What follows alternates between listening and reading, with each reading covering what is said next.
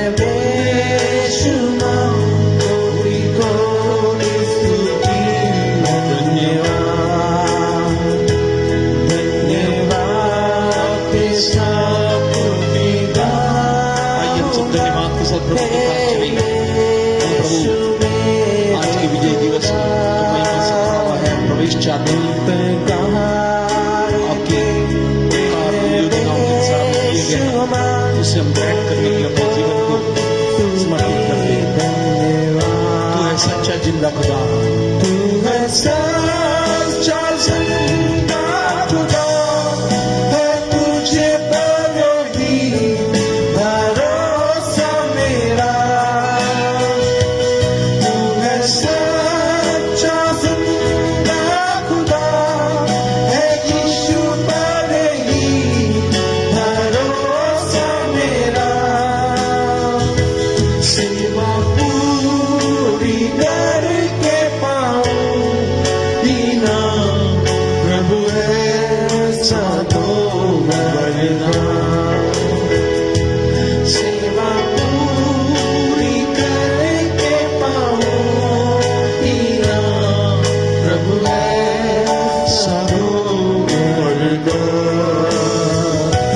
धन्यवाद के साथ स्तुति गाऊंगा, हे यीशु मेरे खुदा। उपकार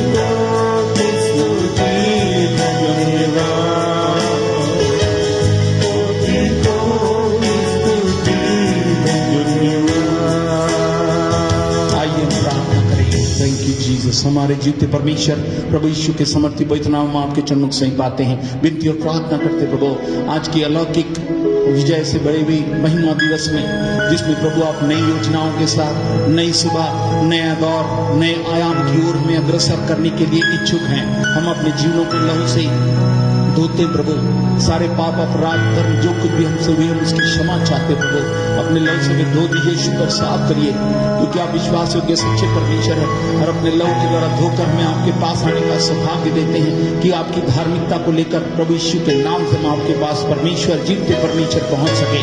आपने जीवन दिया, हम धन्यवाद देते हैं। आपकी दया है कि हम बचाए गए और ये आपकी करुणा है कि आपने अलौकिक महिमा से भरा हुआ जीवन आज की सुबह पुनः हमें प्रदान करने की योजना में हम सबों को शामिल करने की इच्छा जाहिर की। हम भी अपने अंगीकार के साथ अपने जीवन को पूर्ण रीति से आपके हाथों में सुपुर्द करते हैं। पवित्र आत्मा रूपी अलौकिक सहायक हम आपका स्वागत करते हैं। आप आए हमारी प्रार्थना, आराधना और वचनों के प्रकाशन और महिमा से भरे हुए अद्भुत योजनाओं में हम सबों को पूर्ण रीति से शामिल करिए।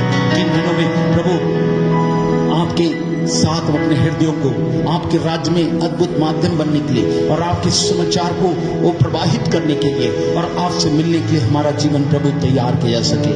धन्यवाद प्रभु, पूरे समय को पवित्र आत्मा की नियंत्रण संचालन में देते हैं। हमें कुछ देर हम स्तुति प्रशंसा करते, इसमें हम सबों को शामिल कीजिएगा। जो लोग जहाँ जहाँ पर हैं इस माध्यम से पूरा डर भय के साथ आपको पूरा स्थान देते हुए अपने जीवन में आपके साथ जुड़े रहें, जिससे कि हम आराधनालय में आत्मिक रूप से परमेश्वर की आराधना आप पर सच्चाई के साथ कर सके। धन्यवाद प्रभु, आपने हमारी प्रार्थना सुना। विनती प्रभु यीशु के नाम से मांगते सुना, आमीन आमीन आमीन। आइए, प्रभु जीवन दिलाने आए हमें, वो चाहते कि अद्भुत जीवन हमें मिले। जीवन जीवन का पानी पिलाने यीशु राजा है आए। आइए हम मिलकर प्रभु की महिमा करें।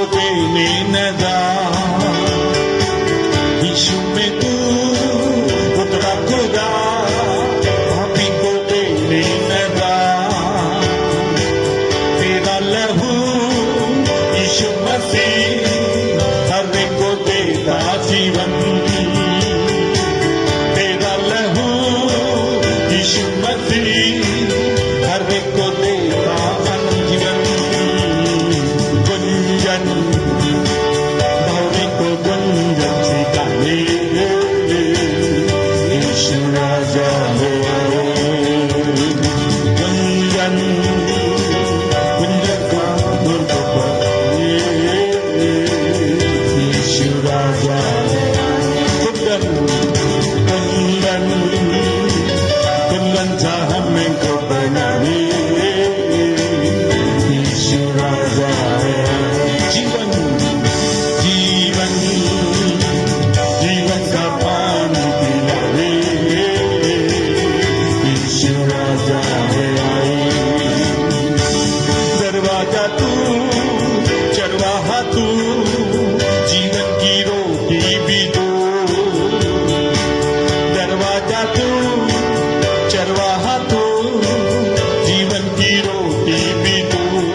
सच्चाई, सच्चाई तो भलाई, भलाई तो राहों की ज्योति भी तो।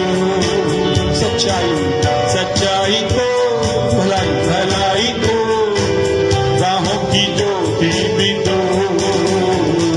चंदन, चंदन को खुशबू मिलाए, यीशु राजा है आई। चंदन, चंदन को खुशबू मिलाए, यीशु राजा है। जीवन, जीवन, जीवन का पानी मिलाए, यीशु राजा है आई। राजन, राजा को प्रजा से मिलाए, यीशु राजा है आई।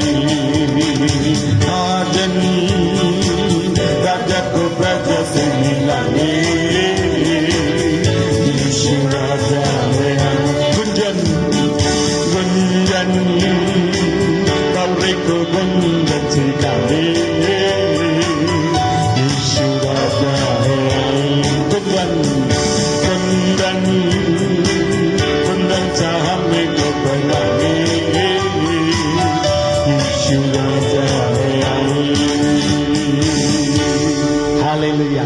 उसके आने का अभिप्राय बिल्कुल स्पष्ट हो, क्योंकि हम जानते हैं कि वो आया कि मेरे को और आपके जीवन को बनाए, और वो बहुत ही जल्द आसमानों में लेने आने वाला है। आसमानों में होगा मेरा भी एक मकाम, उसमें रहेंगे हम जाके, छोड़ेंगे जब ये जहां। हालेलुया। आइए अपन मिलकर प्रभु की महिमा करें। Thank you Jesus. आइए अपन मिलकर प्रभु की गीत गाएंगे और अपनी आशा को, जो जीवन प्रभु ने हमें अनंत जीवन दिया, लिखा चोर चोरी करने, नष्ट करने, नाश करने आता है, मगर मैं तुम्हें जीवन देने आया और बहुतायत का जीवन देने आया। तो सही है, हमारा विश्वास है ये जीवन अनंत के रिश्ते को, जो हमने प्रभु यीशु को विश्वास करके उद्धारकर्ता प्रभु के रूप में ग्रहण करके जोड़ लिया, तो हम कहें अपने अंगीकार को, जो जीवित धन्य उत्तम आशा प्रभु यीशु मसीह हमको बहुत जल्द है ना बादलों पर लेने आने वाले हैं। हम वो हमारे लिए मकान तैयार करने गए हैं और ले जा रहे हैं हम। आइए मिलकर इस गीत को गाएं। आसमानों में होगा मेरा भी एक मकान, इसमें रहेंगे हम जाके, छोड़ेंगे जन्नत जहां। इसलिए जीवन की परिस्थितियों से हम न घबराएं, बल्कि विश्वास के साथ इसकी घोषणा करें, जो हमारा आधार है, जो हमारा विश्वास है, जो हमारा भरोसा है, और यही हमारी अंगीकार होगा, जो स्तुति के गीतों के साथ हमसे घोषणाओं के साथ कहेंगे कि प्रभु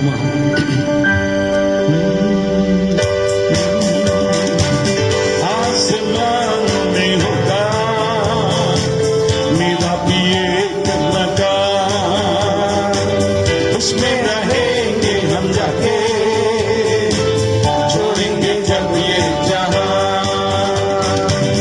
आसमान में होगा मेरा भी एक मकान, उसमें रहेंगे हम जाके, छोड़ेंगे जब ये जहां। इस जहां में कभी ना तुझको मिलेगी, तुझको मिलेगी शांति दोहराई।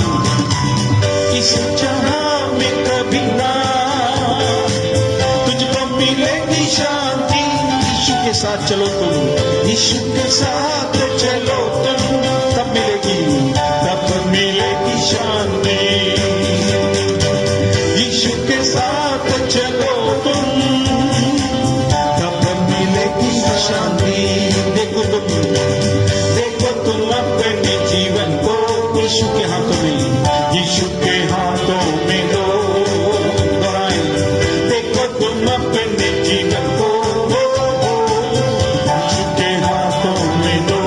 आसमानों में, आसमान में होगा मेरा भी एक मकान, उसमें रहेंगे हम जाके, छोड़ेंगे जब ये जहां। आसमान में होगा मेरा भी एक मकान, उसमें रहेंगे हम जाके, छोड़ेंगे जब ये जहां।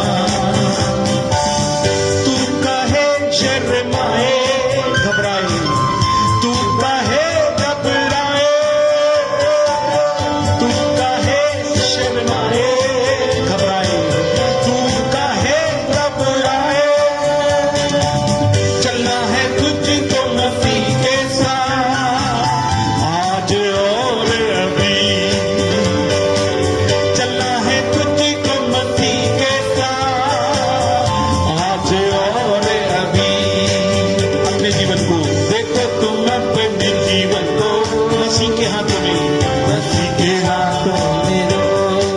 यस देखो तुम मसीह के हाथों में दो। यस दीजिए मसीह के हाथों में दो, आसमान में होगा, हम घबराते नहीं शर्माते, इसकी घोषणा करें। उसमें रहेंगे हम जाके, छोड़ेंगे जब ये जहां। कब गया मेमने की पुस्तक में भी मेरा नाम, गया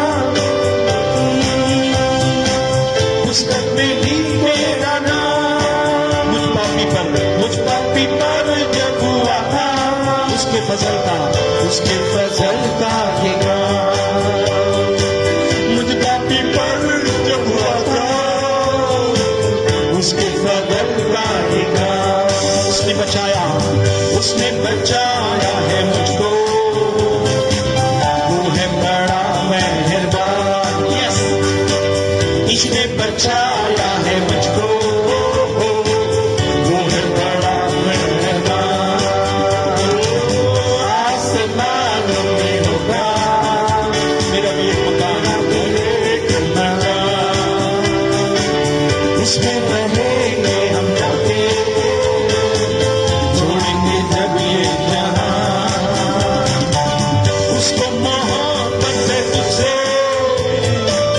आजमा देख ले, इसको मोहब्बत से तुझसे आजमा देख ले, लगाएगा वो गले से, पास आ देख ले, लगाएगा यीशु गले से, पास आ देख ले। भटके हुओं को बचाने वाला चलवाना है, भटके हुओं को बचाने वाला है वो पासवान। आसमान में होगा मेरा भी एक मकान, उसमें रहेंगे हम जाके, छोड़ेंगे जब ये जहां। हालेलुया। सच में सब कुछ करने के लिए मेरे को और आपको तैयार है कि हम उसके पीछे चलते हुए उसकी सेवा करते रहें और उसकी महिमा करते रहें। वो परमेश्वर अपनी आत्मा में मेरे को और आपको ले चलना चाहता है। वो चाहता है कि हम इस बात को प्रभु से कहें, यस पवित्र आत्मा की सहायता से हम ये सब कर सकेंगे। आसमानों की योजनाओं का भाग पवित्र आत्मा उतर आओ, अभिषेक से मैं भर दो। आइए हम मिलकर गाएं और प्रभु की हम स्तुति करें और प्रभु से कहें, पवित्र आत्मा उतर आइए अपनी अपनी जगह में। पवित्र आत्मा सर्वव्यापी है, जहां भी आराधना होगी परमेश्वर आत्मा के साथ, विशेषकर कलीसियाई रूप में जितने लोग यहाँ जमे हुए हैं, परमेश्वर इस अद्भुत प्रवाह में आत्मा के द्वारा संचालित कलीसिया को बनाने की योजना में परमेश्वर इस करेगा। ये आराधना के साथ हम पवित्र आत्मा को पूर्ण रीति से अनुमति देंगे। परमेश्वर आइए अभिषेक के साथ हमें हमारे जीवन में उतरकर संचालन करिए, प्रतिनिधित्व करिए, हमारे प्राण पर, हमारे शरीर पर कब्जा जमाइए, जिससे कि हम स्वतःपूर्वक परमेश्वर की स्तुति प्रशंसा आराधना कर सके। आइए हम आराधना में चलें और पवित्र आत्मा का हम स्वागत करें। और अगर आप बैठे हुए हैं तो आप अपनी जगह पर खड़े रहें और वहां पर खड़े होकर बड़े पवित्र आत्मा लिखा है आदर का है, जो परमेश्वर पुत्र के विरुद्ध में पाप किए जाए क्षमा किए जाएंगे और पवित्र आत्मा के विरुद्ध में नहीं। इसलिए हम सावधान होकर कहें, यस प्रभु, हम पूर्ण रीति से अपने आप को न तो बल से न शक्ति से मगर आत्मा के द्वारा सब कुछ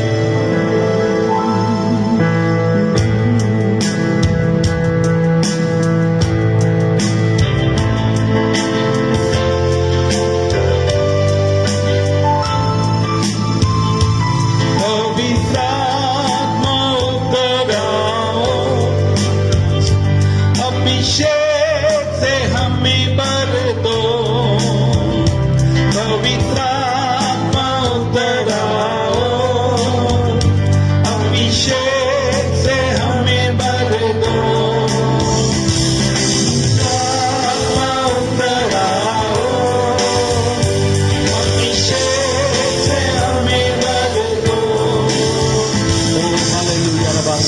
रबा।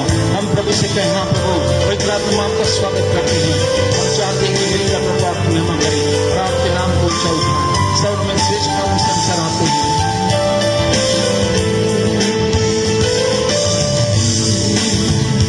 पवित्र आत्मा ऊपर आओ, अभिषेक से हमें भर दो। पवित्र आत्मा उतर आओ, अभिषेक से हमें भर दो। अपनी ज्वाला समान उतर आओ, सनसनाहट के साथ उतर आओ।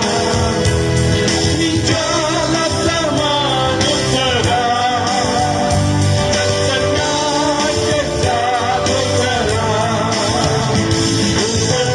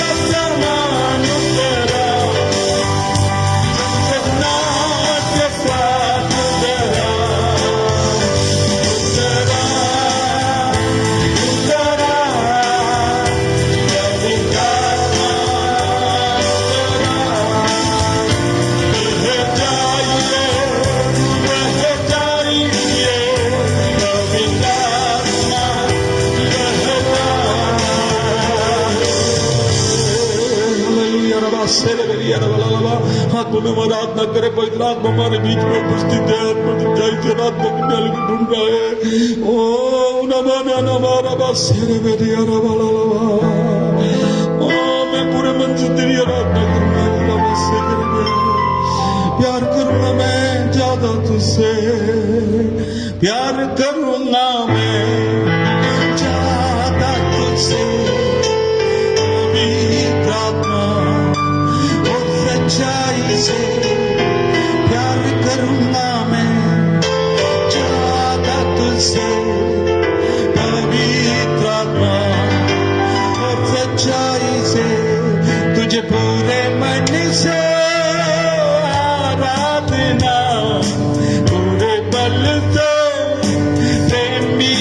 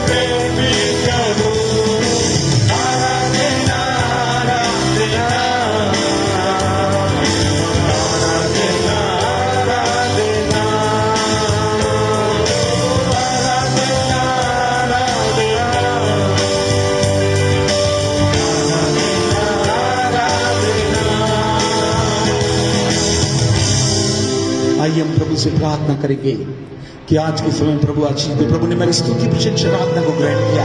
अब वो चाहता है कि इस माध्यम में जब जुड़े हुए हैं हम प्रभु से प्रार्थना करें। परमेश्वर आज के वचन के और जो भेंटे हम इसके बाद चढ़ाने जा रहे हैं उस पर आशीष कहा करके और इस प्रार्थना में गुआही करें। आज के वचन के लिए साथ साथ ऑफरिंग और भेंट जो हम अपने अपनी जगहों पर और गूगल के माध्यम से देंगे प्रभु, उसको प्रभु ग्रहण करने पाए, उसके लिए हम प्रभु से चाहें। आइए प्रार्थना करें और इस प्रार्थना में गुआही करें। आइए हम प्रार्थना करें।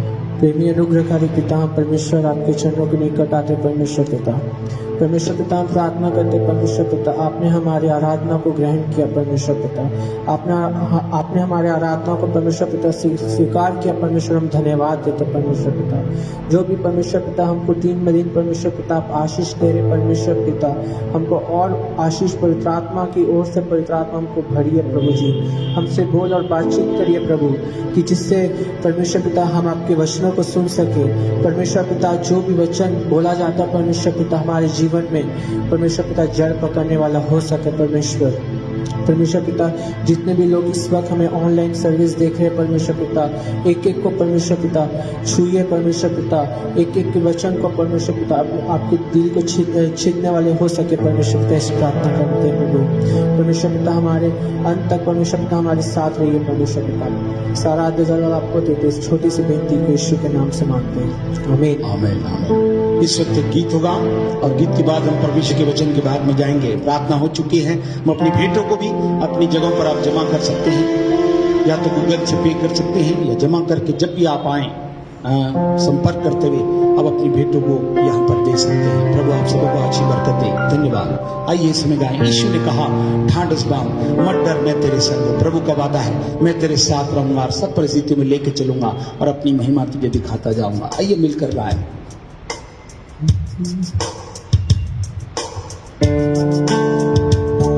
ये मिलकर इस गीत को गाएं। इस वक्त अपनी भेंटों को प्रभु को पसंद है।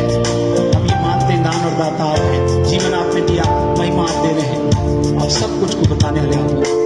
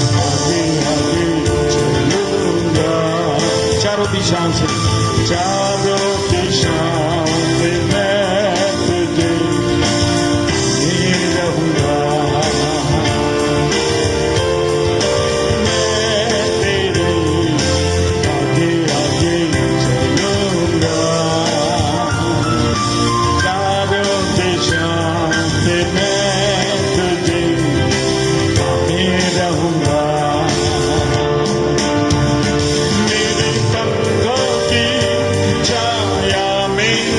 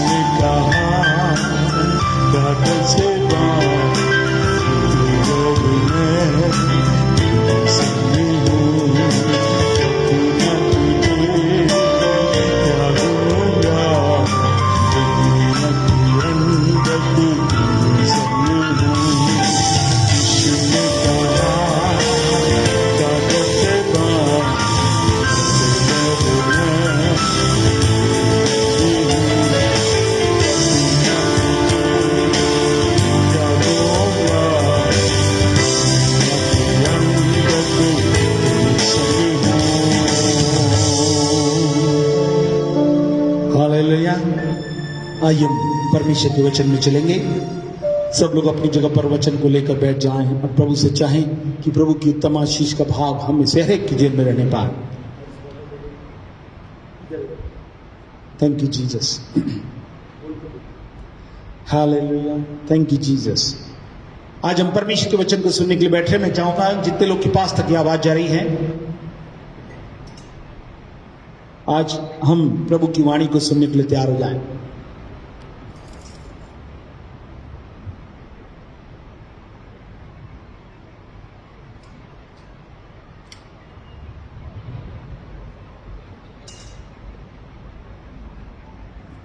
प्रेज़ द लॉर्ड,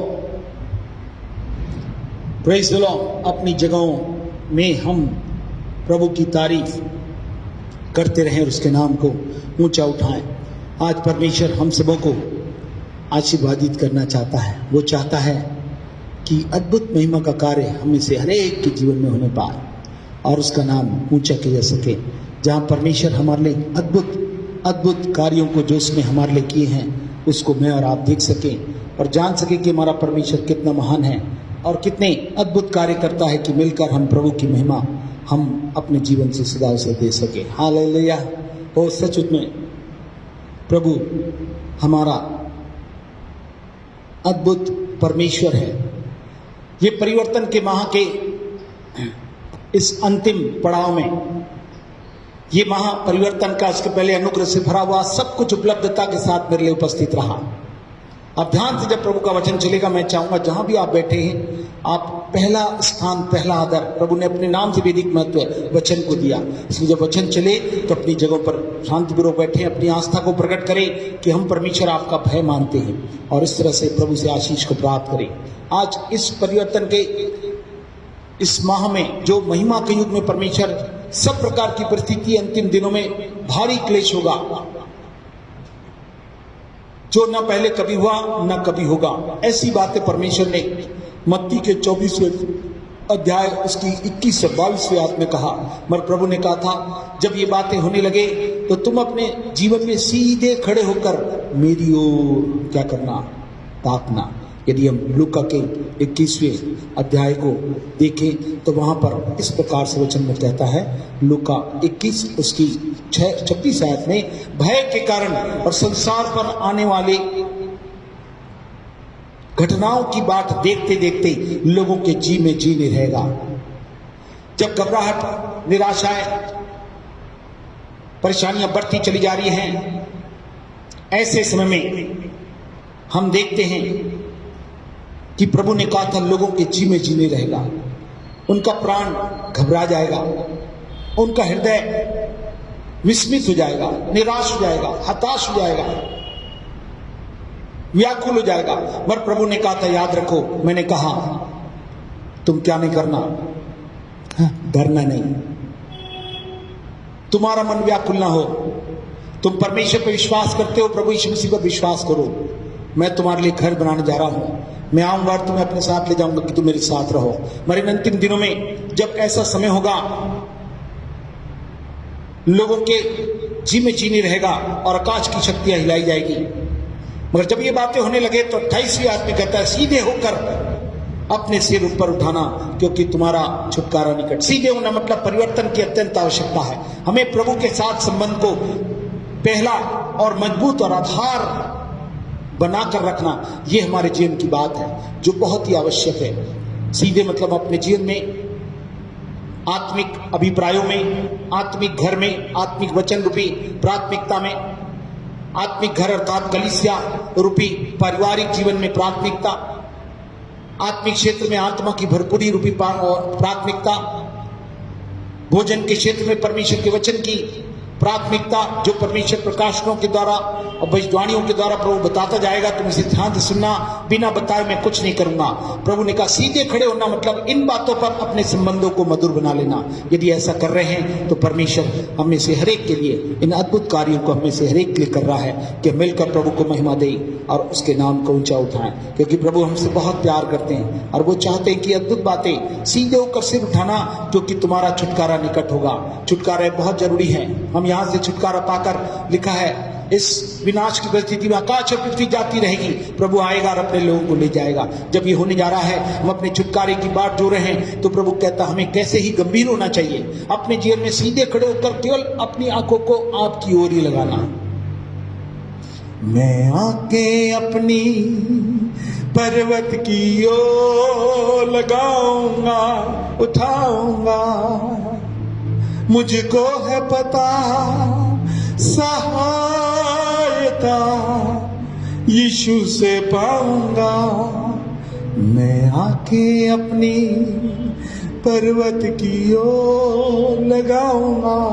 यीशु ने वो सहायता पवित्र आत्मा में प्रकाशन के साथ, वरदानों के साथ हमारे लिए रखी हुई है, जो कलीसिया में वचनों का प्रकाशन और भविष्यवाणी की वो प्रबल बातें जो सीधे सीधे मेरे और आपके जीवन के उस महिमा के स्वरूप को देने के लिए, उस प्रभु के समान बदल कर उसकी दुल्हन के समान तैयार करके जो निर्दोष निष्कलंक कलीसिया को प्रभु लेने आने वाला है, वो तैयार हो जाएगी। मगर इस परिवर्तन के क्षेत्र में, ये परिवर्तन माह में, जब प्रभु अपनी लहू से खरीदे हुए दुल्हन को, जिन्होंने यीशु को प्रभु और उद्धारकर्ता के प्रभु के रूप में ग्रहण किया, अपने पाप अपराधों की क्षमा में बपतिस्मा लिया और प्रभु को अपना लिया है, प्रभु कहता है मैं ये अद्भुत परिवर्तन उन्हें करना चाहता हूं। तो जब हम यूहन्ना के दूसरे अध्याय में देखते हैं, परिवर्तन की सबसे पहले चमत्कार में परमेश्वर ने क्या किया था, लिखा है यीशु द्वारा पानी को दाखरस में बदलना, है ना। पहला परिवर्तन रूपी चमत्कार यहां पे हुआ था कि क्या हो गया, सादा पानी क्या बन गया, दाखरस का रूप अख्तियार कर लिया, स्वादिष्ट बन गया, लाभकारी बन गया, सबसे उत्तम बन गया। ऐसे ही प्रभु आज हम में से हरेक के जीवन में इन अद्भुत बातों को पूरा करना चाहते हैं। याद रखिए, इसके लिए कौन सी बातें थी जब प्रभु ने प्रवेश किया।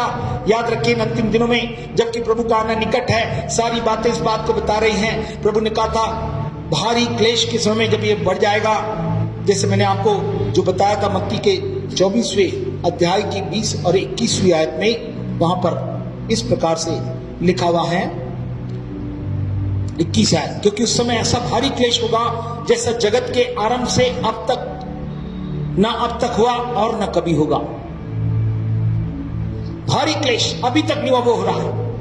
मगर यदि वे घटाए नहीं जाते तो कोई प्राणी नहीं बचता, परंतु तुम चुने हुए कांड वे दिन घटाए जाएंगे। आज प्रभु हमें बचाकर अपनी महिमा में ले जाना चाहते हैं और वो चाहते हैं कि इस अद्भुत भाग में मैं और आप शामिल हो सके। इसलिए याद रखिए, जब उसने इस परिवर्तन के युग में जैसे ही उसने इस महिमा का कार्य शुरू किया जो यूहन्ना समाचार के दूसरे अध्याय में था, तब वहां पर कौन सी बात सुनी हमने, इसको ध्यान से सुनिए। कि हम जानते हैं पानी का दाखरस बनाया जाना, यीशु ने कहा, उसकी माता ने सेवकों से कहा, जो लोग ये चाहते थे, आज भी हम लोग सब भक्त लोग चाहते बहुत कुछ, मगर लिखा है जब वो तुमसे कहे, जो वो कहे तुम उसे मान लेना। आज हम अपने जीवन में इन बातों की ओर कितना ध्यान देते हैं कि मेरा और आपका विश्वास उस परमेश्वर पर कितना है जो पवित्र और धर्मी है। धर्मी मतलब जिसने हमारे संबंध को सीधा परमेश्वर से जोड़ दिया, और पवित्र वो जहां पर रहकर वो अपनी सब धाराओं को पवित्रता से शुभामान होकर अपने संबंधों को जोड़कर सब प्रकार के इंतजाम को क्रूस की कैलवरी पर पूरा कर दिया, उसको मैं और आप इस जीवन में जीते हुए अपनी अलौकिक धाराओं को अपने जीवन में बहते हुए देख सकते हैं। तो ये चमत्कार परिवर्तन के रूप में गलील के काना में परमेश्वर ने दिखाया था। आज प्रभु कहता है उस पर यह जरूरी है कि मैं और आप धर्मी और पवित्र प्रभु यीशु मसीह पर पूर्ण रीति से विश्वास करें। उसी की धार्मिकता मेरे को और आपको परमेश्वर से मिलाती है, और उसी की पवित्रता लिखा है, उस पवित्रता के खोजी हो जिसके बिना कोई नहीं देख सकेगा। लिखा वो धार्मिकता जो परमेश्वर ने हमें दी हुई है, जिसको परमेश्वर हमें बताना चाहता है, जिसे यदि हम पढ़ें तो मेरे को और आपको ये बातें समझ में आएंगी जो पहला कुरिन्थियों के पहला अध्याय उसकी 30वीं आयत में लिखा हुआ है। और उसी की ओर से तुम मसीह यीशु में हो, जो परमेश्वर की ओर से हमारे लिए ज्ञान, धार्मिकता, पवित्रता और छुटकारा हो। धार्मिकता, पवित्रता और छुटकारा, वही हमारे लिए बुद्धि है। वही बुद्धि की बातें बताकर मेरे और आपकी धार्मिकता बनता, और फिर पवित्रता के साथ छुटकारे की योजना को जो भारी क्लेश के समय में परमेश्वर ने कहा था मैं ऐसा करूंगा।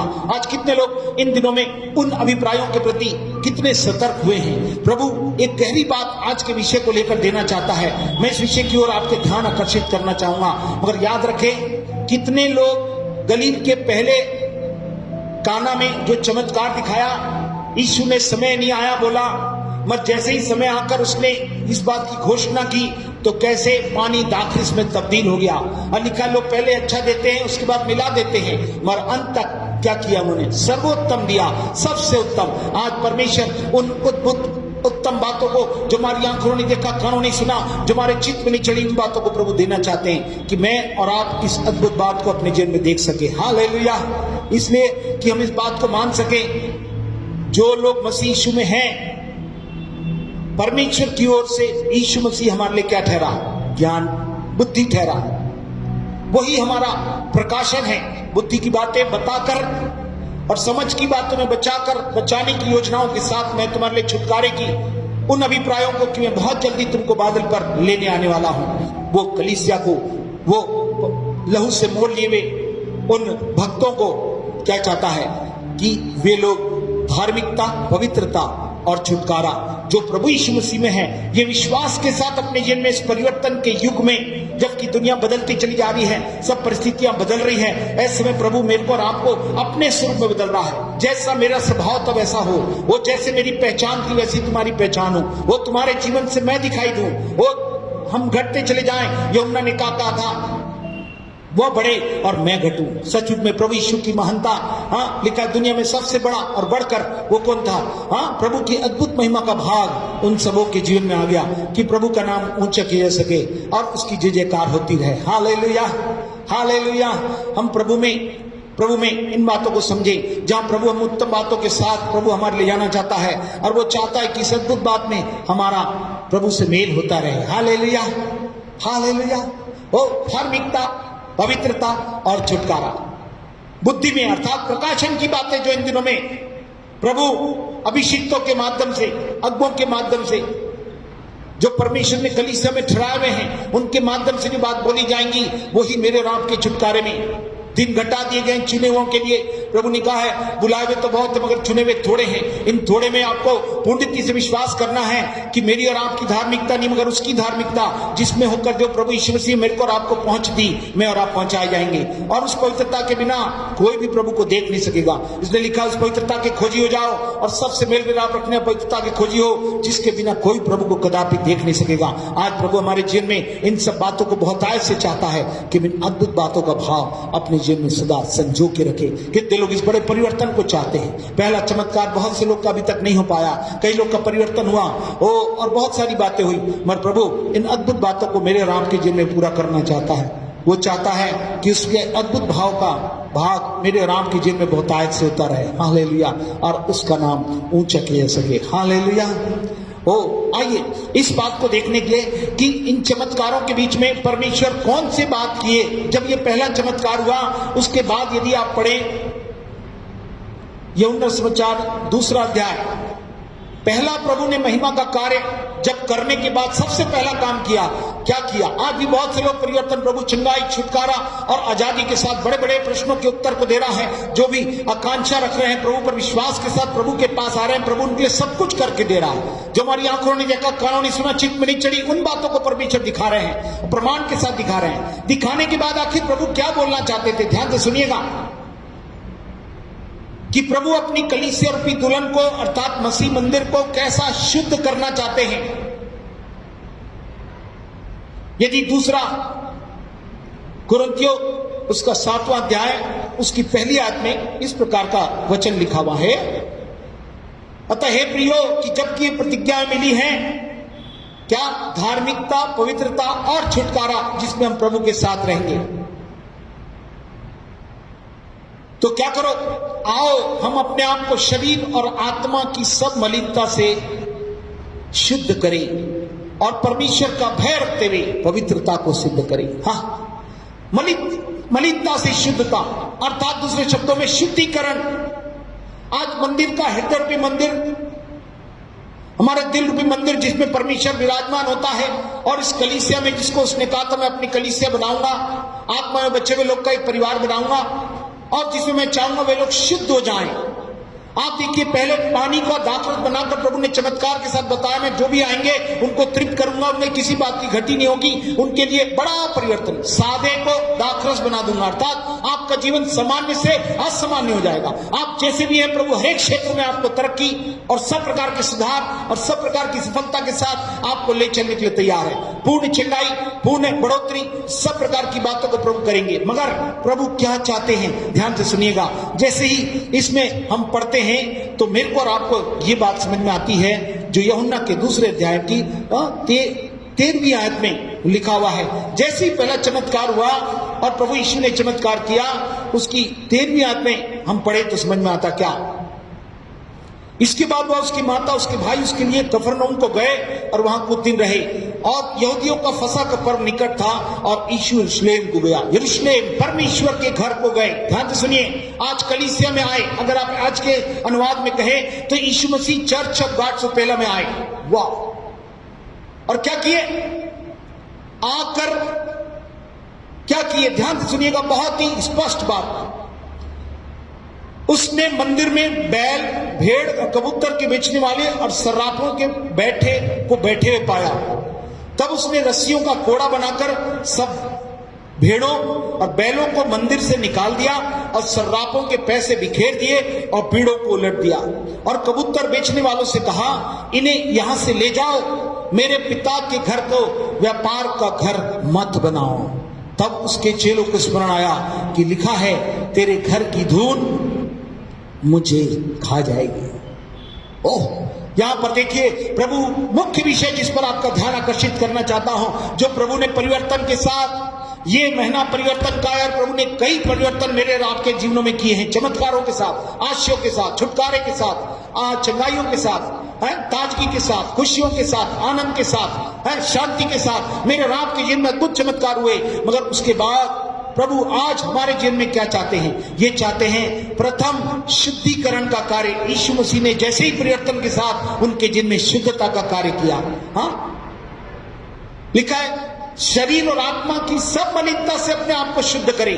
आज प्रभु से मिलने वाले लोगों, ये जरूरी है जिसमें प्रभु रहना चाहता है वो शुद्ध रहे। जिस प्रकार से कबूतर भी एक पक्षी बनाया गया, वही ऐसे गंदे स्थानों पर ना बैठ सकता ना रह सकता है, तो परमेश्वर जो अद्भुत दिन से मेरे और आपको बनाकर अपने साथ ले जाना चाहता है वो कैसे रहेगा?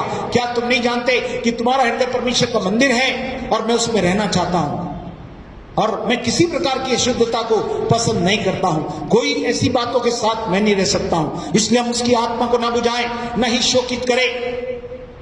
प्रभु हमें सावधान करता है, पिता पुत्र के विरुद्ध पाप क्षमा किए जाएंगे मगर आत्मा के विरुद्ध ठीक नहीं किए जाएंगे। इसलिए कि आत्मा सच्चाई से ही प्रार्थना होती है, आराधना होती है, सब कुछ होता है। यहां पर वो लिखा है, हम देखते हैं कि यीशु मसीह क्या हो गए। हाँ, इसमें एक बहुत बड़ी बात दिखाई देती है। लूका की 19 उसकी 45वीं आयत में 1945 में लिखा हुआ है, तब वह मंदिर में जाकर बेचने वालों को बाहर निकालने लगा। यीशु मसीह बहुत ही क्रोधित हो गए।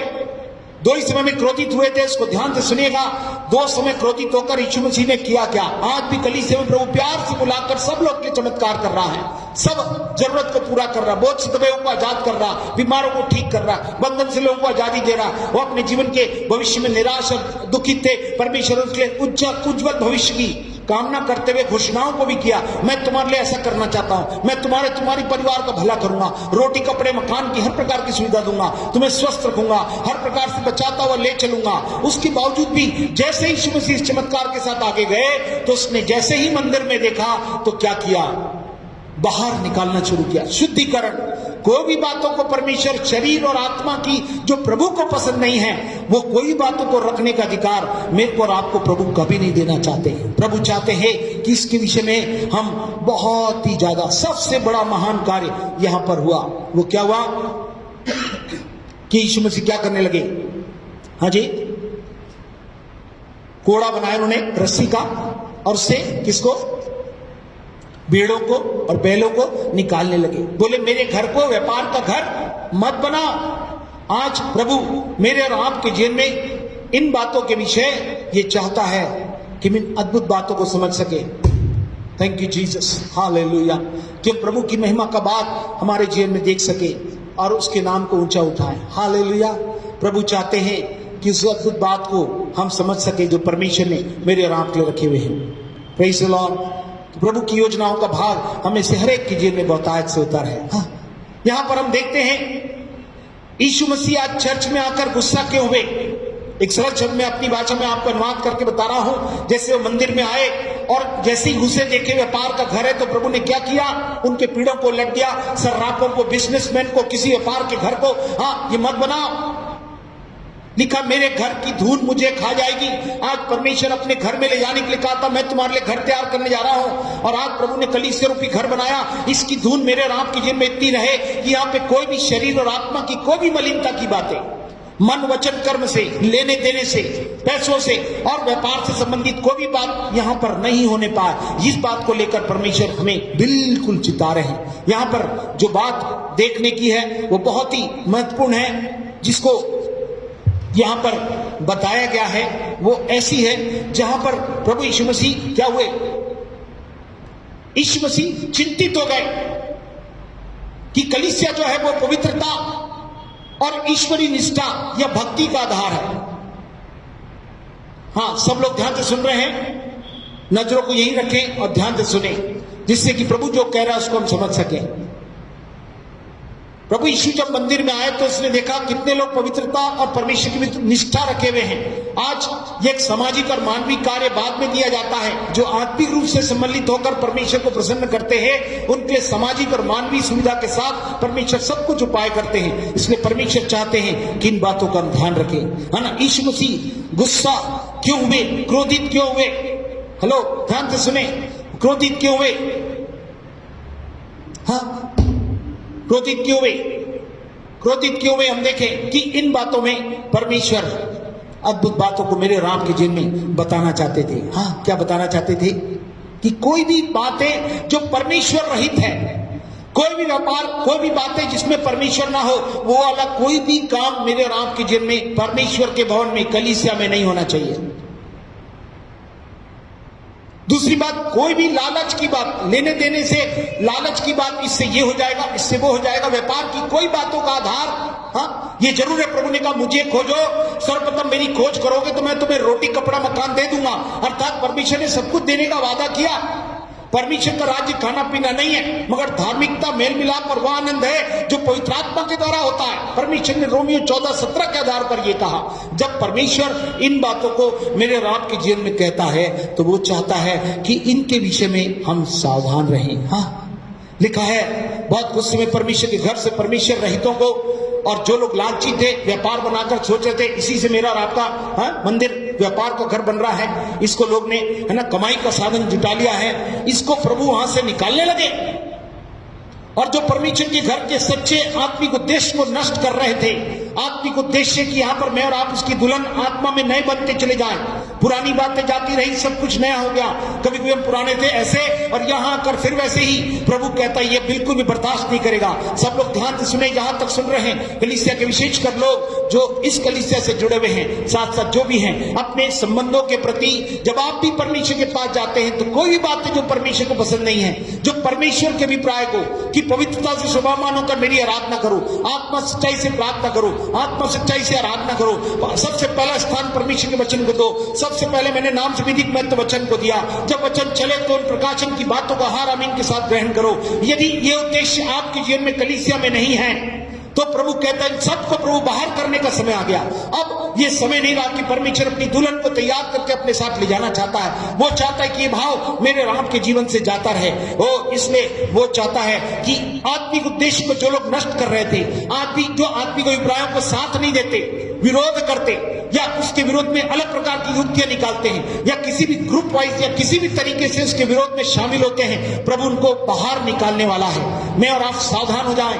वो प्रभु आपको चेतावनी के साथ इन शब्दों को कह रहा है कि मैं और आज कलीसिया को क्या करें, व्यापार का घर ना बनाएं, किसी प्रकार के लालच को ना रखें, कोई भी ऐसी बात को मेरे राम के जीवन में ना होने दे। क्योंकि लालच या कोई भी आत्मिक उद्देश्य को नष्ट करने वाली बातें अगर होगी तो परमेश्वर बिल्कुल भी बर्दाश्त नहीं करेगा। क्योंकि प्रभु का आना निकट है और प्रभु अपने लोगों से प्यार करता है। शरीर और आत्मा की सब मलिनता से अपने आप को सिद्ध करें। यह जरूरी है कि मैं और आप इस विषय पर ध्यान दे कि जैसे प्रभु ने चमत्कारी रूपी परिवर्तन दिखाया पानी का दाखरस में, उसके तुरंत बाद वो कफरनहूम में जैसे ही मंदिर पहुंचा, जैसे ही चर्च पहुंचा, आज भी लोग है ना मंदिर में पहुंच रहे हैं, आज भी लोग खजूर की डालियां लिए पहुंच रहे हैं, वाह प्रभु जय के साथ आ रहा है, बिल्कुल सही। मगर जैसे ही वो आया तो सबसे पहले उसने क्या देखा? ये व्यापार का घर है। प्रभु कभी भी मेरे और आपके जीवन में ऐसी कोई सी बातों को जिससे परमेश्वर को महिमा नहीं मिलती, ना परमेश्वर हो, जिसमें किसी प्रकार का लालच हो, परमेश्वर नहीं चाहता। परमेश्वर ने परमेश्वर धन दोनों की सेवा तुम एक साथ नहीं कर सकते, मना कर दिया है परमेश्वर ने। परमेश्वर ने साफ शब्दों में कहा है मेरे और आपके लिए जरूरी है कि हम परमेश्वर को प्यार करें और उसमें जुड़ जाएं। तो यीशु की चिंता क्या थी जिसके कारण वो क्रोधित हुआ? वो चाहता था कि पवित्रता और परमेश्वर के प्रति निष्ठा, हाँ, जो भाव होता है, जो आस्था होती है परमेश्वर के प्रति, जो हमारी वेदना होती है, हम अपने जीवन में जिस समर्पण के साथ, जिस आस्था के साथ, जिस सहभागिता के साथ मैं और आप उसके साथ वो करना चाहते हैं, उसमें जुड़ जाएं। इन बातों को प्रभु क्या बताना चाहता है उसे ध्यान से सुने। यीशु मसीह ऐसा कर रहे थे, निकाल रहे थे। आज भी प्रभु कहता है जो लोग कलीसिया को और कुछ समझेंगे, परमेश्वर उन्हें बर्दाश्त नहीं करे। कोई लालच या किसी प्रकार का हस्तक्षेप परमेश्वर क्या एक्सेप्ट नहीं करेगा, ग्रहण नहीं करेगा, उन बातों को कबूल नहीं करेगा। वो चाहता है कि मेरे और आपके जीवन से इन बातों का प्रभाव सदा जाता रहे। इन बातों को छोड़कर हम कलीसिया में जब भी आते हैं तो अपने मंदिर को शुद्धिकरण, आज प्रभु हम में से हर एक को शुद्ध और साफ करना चाहता है। मैं और आप गंभीर हो जाए और कहें प्रभु मैं इन बातों के प्रति गंभीर होना चाहता हूं। यूहन्ना उसके 17वें अध्याय उसकी 7 और 9 आयत में यीशु मसीह ने जब प्रार्थना की थी, आपको मालूम है सबसे पहले पवित्र आत्मा रूपी सहायक के साथ यीशु मसीह ने कौन सी प्रार्थना की? 17 अध्याय उसकी 17 और 19वीं आयत में लिखा है सत्य के द्वारा उन्हें पवित्र कर क्योंकि तेरा वचन सत्य है। आज वचन को सुनते समय मेरी और आपकी निष्ठा कितनी होती है? प्रभु प्रकाशन के साथ मेरे और आपके जीवन को जगाने के लिए वही मेरे लिए दीपक, वही मेरे मार्ग है, वही मेरे उपदेश, शिक्षा और सुधारने के लिए और पूरे लाभ के लिए अत्यंत आवश्यक है। मैं इन वचनों को जब सुनता हूं तो कैसा सुनता हूं? लिखा सुनने वाले अपने आप को धोखा देते हैं, मगर जो मानने के लिए सुनते हैं वो धन्य हो जाते हैं, फलवंत होते हैं और ऊंचाई पर ले जाए जाते हैं। हालेलुया। इसलिए 17वीं आयत में यीशु मसीह प्रार्थना करते हुए क्या कह रहे थे? सत्य के द्वारा उन्हें पवित्र कर क्योंकि तेरा वचन सत्य है। वचन शुद्धिकरण के लिए होता है। ये आईने के समान है। जब अपन तैयार हो जाते हैं उसके बाद आईना देखते हैं कि पूरा ठीक है कि नहीं, और फिर करते। वैसे ही जब भी हम प्रभु के पास आए, शरीर और आत्मा की मलिनता इस दुनिया में बहुतायत से पाई जाती है क्योंकि हम संसार में रहते हैं, यहाँ पर सब प्रकार की मलिनता और दुष्टता और अशुद्धता पाई जाती है। ऐसे में बचने के लिए बहुत जरूरी है कि मेरे दिल में वो निष्ठा परमेश्वर के प्रति कि मैं पवित्रता से और आपकी धार्मिकता में होकर आना चाहता हूं। मगर कितने लोग ऐसा मान पाते हैं? यहां पर वचन कहता है यीशु की चिंता कलीसिया में पवित्रता की थी सर्वप्रथम। बिना पवित्रता के कोई देख ही नहीं सकता। आज कितने लोग शरीर आत्मा की मलिनता से आते हैं, उनके दिल में बहुत सारी बातें होती, प्रभु बिल्कुल बर्दाश्त नहीं करेगा। और निष्ठा है ना, परमेश्वर के प्रति निष्ठा मतलब कितना आदर भाव है, हम परमेश्वर के साथ कैसा व्यवहार कर रहे हैं, हाँ कैसा कर रहे हैं, हाँ बताइए कैसा कर रहे हैं, हाँ वो आदर भाव कैसा है, अर्थात रेवरेंस कैसा है, उसको कहते हैं डरते और कांपते हुए। 2:11 में भजन संहिता में लिखा है क्या? डरते और कांपते हुए उसकी आराधना करो। क्या करो? उसको नमस्कार करो। आदरणीय है कि परमेश्वर हमारे बीच में है, वो सब बातें देखता है, जानता है, वो सर्वज्ञानी, सर्वव्यापी और सर्वसामर्थी है और वो उपस्थित है और वो हमारे बीच में है। उसके बावजूद भी मेरा रात का व्यवहार कैसा होता है? तो ये निष्ठा, उसके प्रति समर्पण, लगन, उसकी धूल क्या मेरे को और आपको उसके सामने क्या करती है? नतमस्तक करती है। प्रभु मैं अपने आपके भय में अपने सिर झुकाता हूं, अपनी आंखों को बंद करता हूं, अपने हाथों को उठाता हूं, मैं आपकी स्तुति करता हूं, मैं प्रार्थना करता हूं, आपकी वाणी को हां और आमीन के रूप में ग्रहण करता हूं। क्या ये बातें होती है? प्रभु ने कहा तेरा वचन सत्य है। क्या कहा? सत्य की तरह उन्हें पवित्र कर क्योंकि तेरा वचन सत्य है। आज कितने लोग वचन को सुनने के लिए पवित्रता के भाव से आते, प्रभु आप मेरे को कैसा पवित्र बनाना चाहते हैं? लिखा उस पवित्रता की खोजी हो कब? जब प्रकाशन से बात निकलेगी तब समझ में आएगा क्या मैं पवित्र हो। ये बात के साथ मैं और आपको आज कलीसिया के इस स्थान में अपने जीवन को समर्पित करना होगा। लॉकडाउन समझिए, जब प्रभु हमें इन बातों को बार बार ऐसी अवस्था में लाकर समझा रहा है, इसका मतलब प्रभु कहता है शुद्धिकरण बहुत आवश्यक है, बहुत जरूरी है। हाँ आज इसके समय कितने हाथ को सैनिटाइज करो, इसकी शुद्धि करो, उसकी शुद्धि करो, उसके बाद भी घटनाओं पे घटनाएं बढ़ती चली जा रही हैं। तो प्रभु कहता है जब मैं अपने लोग को ले जाना चाहता हूं, मैं चाहता हूं तुम्हारे जीवन में भी शरीर आत्मा की सब मलिनता तुम्हारे जीवन से क्या हो जाए, दूर हो जाए, उसकी पुण्यति से तुम लोग सैंक्टिफाई हो जाए, क्योंकि लिखा है सत्य के द्वारा उन्हें पवित्र कर, क्योंकि तेरा वचन सत्य है। हालेलुया। इसी के 19वीं आयत में लिखा है, और उनके लिए मैं अपने आप को पवित्र करता हूं ताकि वे भी सत्य के द्वारा पवित्र किए जाएं। जो भी होता है वो अपने आप को पवित्र करेगा, तभी मैं और आप पवित्र किए जाएंगे। यीशु मसीह ने अपने आप को क्या किया? पवित्र किया। उसने कहा मैं अपने आप को पवित्र करता हूं। प्रभु यीशु मसीह भी अपने आप को पवित्र करते थे। मेरे को और आपको पवित्र करने के लिए आना है कि हम क्या करें? सत्य के द्वारा वे भी पवित्र किए जाएं। उस सत्य को मेरे और आपके जीवन में रखें। वास्तविक जीवन जो ट्रांसपेरेंट हो, जो अंदर से बाहर से एक ही समान दिखे, दो प्रकार की बातें नहीं, जो हैं हम पूर्ण निष्ठा के साथ, पूर्ण पवित्रता से सेवावान होकर परमेश्वर की आराधना करने के लिए आए। उससे पहला स्थान दे, तो मुझे पहला स्थान दो। डरते और कांपते हुए, परमेश्वर का भय रखते हुए, हाँ, उसके प्रेम को, है ना, उसकी निष्ठा को मैं और आप सिद्ध करने का प्रयास करें। इसमें लिखा है वो पवित्रता की सिद्धता परमेश्वर के भय में होती है, परमेश्वर को प्रथम स्थान देने से होती है। ये बात मानने से कि परमेश्वर देखता, जानता और हमारे बीच में उपस्थित है, और उसकी व्यवहारिकता के प्रति प्रभु ने हमको बताया कि हमको कितना सावधान होने की जरूरत है, इसलिए कि उसने प्राण दिया।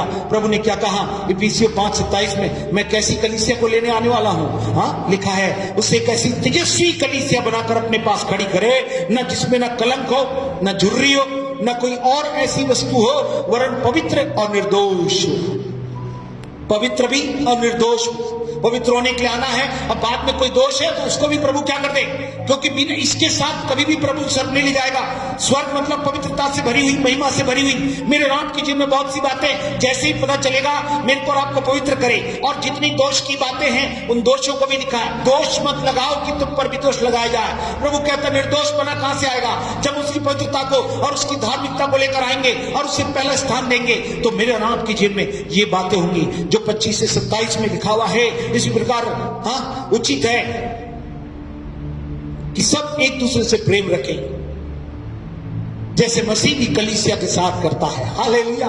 जब हम कलीसिया के साथ ऐसा करेंगे तो परमेश्वर हम पर, हमारे परिवार पर, हमारे संबंधों पर भी ये भाव को फैलाएगा। प्रभु चाहता आत्मिक रूप से आप आत्मिक कलीसिया के आधार आपके परिवारों में अद्भुत भाव को देगा। इसलिए परमेश्वर के प्रति आपकी भय निरंतर बढ़ता चला जाए। यीशु क्रोधित क्यों है इस बात को बता रहा हूं। शुद्धिकरण की अत्यंत आवश्यकता है। बिना पवित्रता के, बिना शुद्धता के प्रभु की महिमा का भाग हो। प्रभु इन बातों को मेरे राम के जीवन में देना चाहता है कि हम इन सत्य को पहचान सके और उसका नाम ऊंचा किया जा सके। हालेलुया।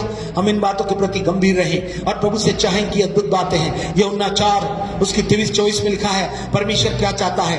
जब इन अद्भुत बातों को समझे तो पहली बात यीशु की चिंता किसकी थी? पवित्रता और निर्दोषता की। ध्यान से सुन ले, पवित्र और निष्पाप। प्रभु ऐसी दुल्हन को लेने आनी है जिसमें कोई भी दाग और झुर्री ना हो। बताइए हम सब तैयार है, प्रभु के लिए तैयार है बोलकर कितनी पवित्रता हमने कमाई है। कितने प्रकार की ये बातें मेरे राम के जीवन में पाई जाती है। मेरे राम के जीवन में इनके प्रति हम सावधान हो जाए। प्रभु चाहता है कि हम गंभीर हो जाए। जब दूसरा विषय जिसको लेकर मंदिर में आराधना का होना अत्यंत आवश्यक है। कौन सी बातें जो मेरे राम के जीवन के लिए आवश्यक है, जो परमेश्वर हमारे लिए देना चाहता है, इसको हम ध्यान से देखेंगे। हालेलुया। हाँ, यूहन्ना 4:24 में सबको मालूम है प्रभु क्या कहते हैं। हाँ, परमेश्वर आत्मा है, अवश्य कि उसके भजन करने वाले आत्मा सच्चाई से क्या करें? भजन करें। और यहां पर वचन लिखा हुआ है, समय आता है अब भी ये भक्त पिता की आराधना आत्मा सच्चाई से करेंगे, और पिता अपने लिए ऐसे आराधकों को ढूंढता है। परमेश्वर आत्मा है और अवश्य कि उसको आराधना करने वाले आत्मा और सच्चाई से आराधना करें। कितने लोग आज आराधनालय में आत्मा और सच्चाई से आराधना करने आ जाते हैं। शरीर और मलिनता को, आत्मा की मलिनता को साफ करते हुए प्रभु के पास आ जाते हैं। प्रभु मैं आया हूं। प्रभु चाहता है, इसलिए परमेश्वर बहुत क्रोधित है, इसलिए मैं और आप मजाक बनाकर कलीसिया में ना आए या उसके साथ कहीं भी अभी जैसे जुड़े हुए हैं तो भी मेरे और आपके दिल में और आपके दो प्रकार की विचारधारा, दो प्रकार की बातें मेरे राम के जीवन में न रहे। इन बातों के प्रभु कहता है आराधना कैसी होनी चाहिए? आत्मा और सच्चाई से। कितने लोग आत्मा और सच्चाई से प्रभु की आराधना कर रहे हैं?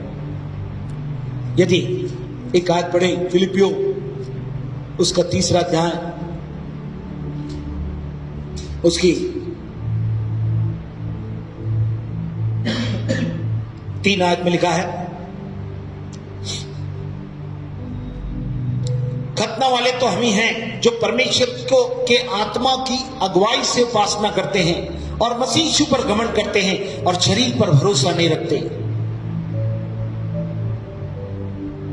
जो परमेश्वर की आत्मा की अगुवाई से उपासना करते हैं और मसीह यीशु पर घमंड करते हैं। ध्यान से सुनिए, आराधकों को आत्मा की अगुवाई से उपासना और आराधना करना बहुत जरूरी है।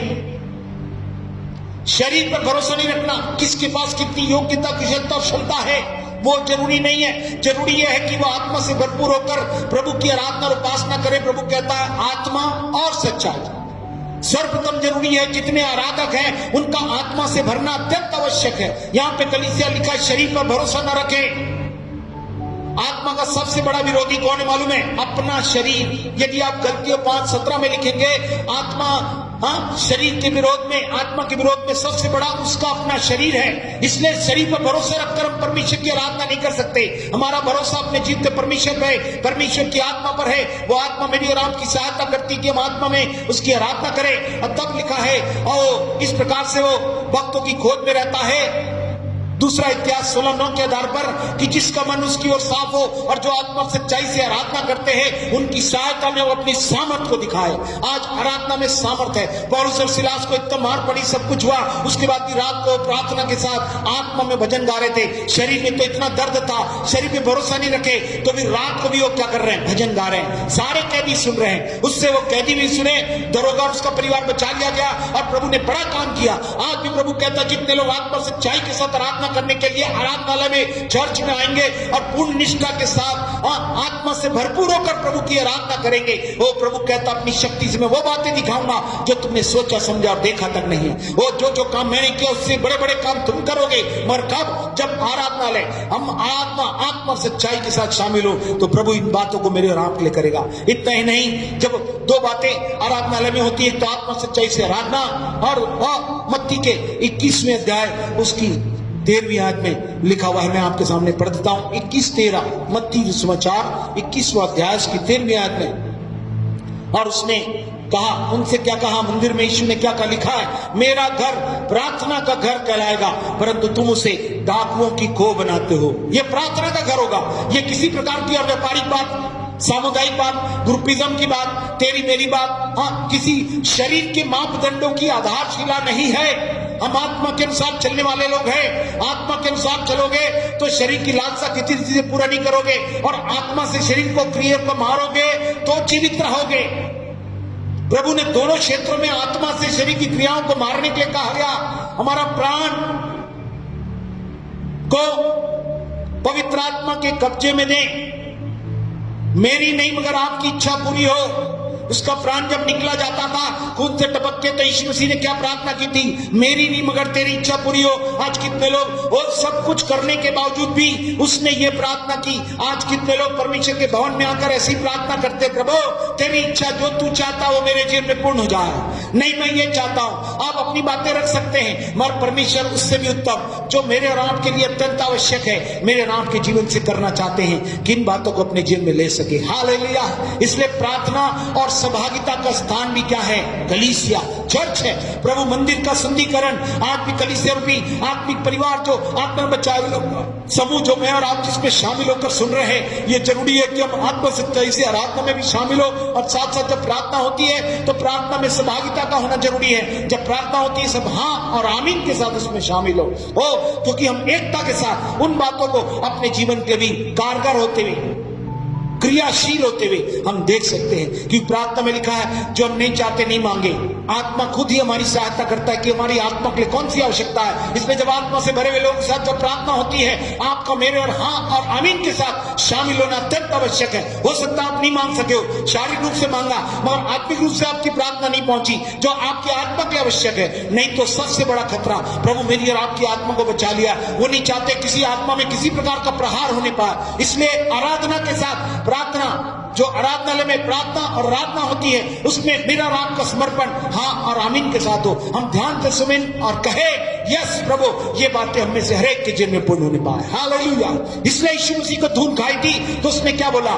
मेरे घर पे प्रार्थना के समय और दूसरी बात ना हो, आराधना के समय दूसरी तीसरी कोई भी लालच की बात, कोई भी उद्देश्य को लेकर कि हम जाएंगे और चर्च लगेगा तो हम ये कर लेंगे वो कर लेंगे, ऐसी कोई बात परमेश्वर बर्दाश्त नहीं करेंगे। प्रभु अल्टीमेट वार्निंग दे रहा है उनको, ये उनके जीवन के अच्छा नहीं है। परमेश्वर बाहर निकाल दिया यीशु मसीह ने उनको, और उनके पीढ़ों को पलट दिया, है ना, और कोड़े लेकर जिसको व्यापार का केंद्र बनाए थे उसने बाहर निकाल दिया। ओ प्रभु कहता है, हाँ, इन बातों को परमेश्वर बर्दाश्त नहीं करेगा। इसलिए परमेश्वर का भय रखते हुए ही परमेश्वर की सही पाने का प्रयास करें, नहीं तो आपका कल अच्छा नहीं होगा। हाँ, लिखा है आत्मा में शुरू करके शरीर में खत्म करना, गलतियों में लिखा है ये तुम्हारे लिए अच्छा नहीं है, किसी के लिए भी अच्छा नहीं है। बहुत से लोग जिनको आत्मा में शुरू करके प्रभु ने बचा लिया, उनका अंत अच्छा नहीं हुआ। शाऊल को जब आत्मा में अभिषेक किया, राजा बनाया गया, वो परिवर्तित हो गया, मगर अंत तक स्थिर रहा क्या? नहीं, उससे दुष्टात्मा प्रबलता से आया और उसने कई बार प्रभु के अभिषिक्तों पर क्या किया? भाला उठाकर मारने का प्रयास किया, मगर मार सका नहीं। लिखा परमेश्वर ने दाऊद को उस स्थान से हटा दिया और वो बच गया, क्योंकि परमेश्वर उसे ऊंचाइयों पर ले जाना चाहते थे। आज भी बहुत सी योजनाओं में जो लोग साथ नहीं देते और भाले लेकर विभिन्न प्रकार की युक्तियों के साथ आते हैं, लिखा है तुम्हारे विरुद्ध में कोई विद्या सफल नहीं होगी। प्रभु बचाकर अपने लोगों को उठाकर ऊंचा करेगा। इसलिए कलीसिया वो स्थान है जहां पर हम आराधना और प्रार्थना और इन सब बातों में पवित्रता और पूर्ण निष्ठा की मैं हूं यहाँ, मैं इसी के साथ रहूंगा। प्रभु ने इसी परिवार में मेरे को लेने का वादा किया, मैं यहाँ पर आपके समान बनूंगा और पूर्ण निष्ठा के साथ आपकी शक्ति और आपके स्वरूप को प्राप्त करूंगा और आपकी खुशबू को और आपकी महिमा को मेरे जीवन से दिखाता जाऊंगा। मैं घटता जाऊंगा और आप मुझ में से बढ़ते जाएंगे। इन बातों को पूरा करने के लिए मैं कलीसिया रूपी उस स्थान से जिसका शुद्धिकरण आवश्यक है, जिनका परिवर्तन हुआ, वो मैं जरूर से करूंगा। और दूसरा एक और प्रकार शुद्धिकरण उसने किया था, जो है ना, प्रभु ने मैंने बताया दूसरा शुद्धिकरण में भी उसने क्या किया? उसको निकाल दिया। 2 बार क्रोधित हुआ, एक पहले चमत्कार के बाद और अंतिम में जब प्रभु क्रूस पे चढ़ाए जाने वाले थे उसके पहले भी, जो मैंने 19:45 आपको पढ़ाया था, वहां पर भी परमेश्वर ने ये किया था। आज प्रभु भी हमारे जीवन में इन बातों को बताना चाहते हैं कि इसके प्रति हम बहुत ही सावधान रहे। हालेलुया। क्योंकि प्रभु कहता है मैं बर्दाश्त नहीं करूंगा। यीशु सबको दंड देंगे, लिखा है भले और बुरे हर एक के काम का न्याय मैं करूंगा। Praise the Lord. उपदेशक में लिखा है जो कुछ भी प्रभु की उपस्थिति में भले या बुरे किए जाते हैं उन सब का न्याय करूंगा। यीशु सबको दंड देंगे। विशेषकर जो कलीसिया में, ध्यान से सुनिए, यहां पर आकर वो ऐसा कर रहा था, उसका क्या मतलब है? शुद्धिकरण का क्या मतलब है? कलीसिया में कोई भी लालच या कोई भी परमेश्वर रहित बातें या कोई भी व्यापार जो आत्मिक उद्देश्य प्रभु की महिमा से संबंधित नहीं है, आत्माओं को बचाने से संबंधित नहीं है, सुसमाचार को फैलाकर परमेश्वर के राज्य में शामिल करने से संबंधित नहीं है, परमेश्वर उन्हें बाहर करने पर है। इसलिए वो क्या चाहता है? ध्यान से सुनिए कि जो भी कलीसिया सुसमाचार और उसके राज्य का उपयोग, ध्यान से सुनिए, कई लोग इसका उपयोग कर रहे हैं, मगर इसका उपयोग काय के लिए कर रहे हैं? सब लोग ध्यान से सुने, अपने व्यक्तिगत लाभ के लिए। आप जो भी आप सेवा करते हैं यहां पर, वो आपके लाभ के लिए व्यक्तिगत लाभ। प्रभु जो मेरी सेवा करेगा मैं उसे क्या दूंगा? हाँ, आदर दूंगा, मैं उसे लाभ दूंगा, मैं जो काम करेगा वो मजदूरी पाएगा। परमेश्वर ने पहले से ही कहा है, मैं उसके लाभ को कि मैं ऐसा करके भी लाभ कमाना चाहता हूं। कई लोग कई प्रकार की राजनीति शास्त्र को व्यक्तिगत लाभ का जोड़कर इसमें शामिल हुए हैं। प्रभु उनको चेतावनी देता है, ऐसी कोई बातों से अपने आप को बचा ले, ऐसी कोई भी हरकत में आप शामिल ना हो जो व्यक्तिगत लाभ की हो। दूसरी बात, कोई भी लाभ की चर्चा तक यहां पर सुनाई में ना दे। केवल एक ही महिमा की बातें होंगी प्रभु, और उसके सिवाय कुछ नहीं। लाभ प्रभु सबको देगा। मेरे उपदेश, मेरी बातें लाभ की हैं, जो तुम्हारे जीवन को बदलकर तुम्हें रोटी, कपड़ा और मकान से भर देगी। मगर व्यक्तिगत लाभ के उद्देश्य से यदि आप कलीसिया को या सुसमाचार को या उसके राज्य का उपयोग या उसके लोगों का उपयोग किसी और मंशा से दूसरे के साथ जुड़कर दूसरी बातों को फैलाने के लिए या गलत तरीके से रखते हैं, इससे मेरे को लाभ होगा, लोग मेरा सुनने लगेंगे, लोग मेरे पीछे हो जाएंगे, ऐसा लाभ से प्रभु आपको चेतावनी देता है। ये बातें प्रभु बर्दाश्त नहीं करने पर है। दूसरी बात, सुसमाचार के मैं भी तो बताया था, मैं भी ये किया था, इससे आपके व्यक्तिगत लाभ के लिए, इससे कलीसिया की बढ़ती के लिए है। आत्मा बचाई जाकर कलीसिया मिलाई जाएगी, परमेश्वर अपने राज्य को बढ़ाएगा। परमेश्वर ने उसकी सुरक्षा का वादा राज्य के लिए किया, कलीसिया के लिए किया है। व्यक्तिगत रूप से महिमा मिलेगी, ऐसा करने से मेरे को महिमा मिलती है। एक तो व्यक्तिगत लाभ होगा, सब लोग बोलेंगे मेरे कारण, तेरे कारण। लिखा मनुष्यों से बढ़कर, प्रधानों पर मनुष्यों भरोसा रखने से परमेश्वर पर भरोसा रखना उत्तम है। प्रभु कहता है किसी मनुष्य पर भरोसा रख के मेरे को और आपको कुछ नहीं मिलेगा। कोई भी लोग जो कलीसिया में अपने जीवन में महिमा मुझे मिले, मेरे को व्यक्तिगत लाभ मिले, मेरे को पहला स्थान मिल जाए, ऐसे उद्देश्य से और स्वयं के बढ़ावे के लिए करते हैं। हाँ, मेरे को महिमा मिल जाए और मैं सब लोग के सामने आ जाऊं, मैंने भी ऐसा किया। प्रभु कहता है ऐसे लोग को परमेश्वर बिल्कुल बर्दाश्त नहीं कर सकते। प्रभु कहता है मैं ऐसे सब लोगों को दंड दूंगा। प्रभु अपनी महिमा किसी को नहीं बांटते। उसने कहा मैं परमेश्वर हो, मैं अपनी महिमा किसी को नहीं दूंगा। प्रभु ने साफ शब्दों में कहा। फिर मैं और आप कलीसिया में उसके द्वारा बचाए गए, उसके द्वारा खड़े किए गए, उसके द्वारा इस्तेमाल किए गए, उसके द्वारा सब प्रकार की योग्यता, कुशलता और क्षमता को प्राप्त की।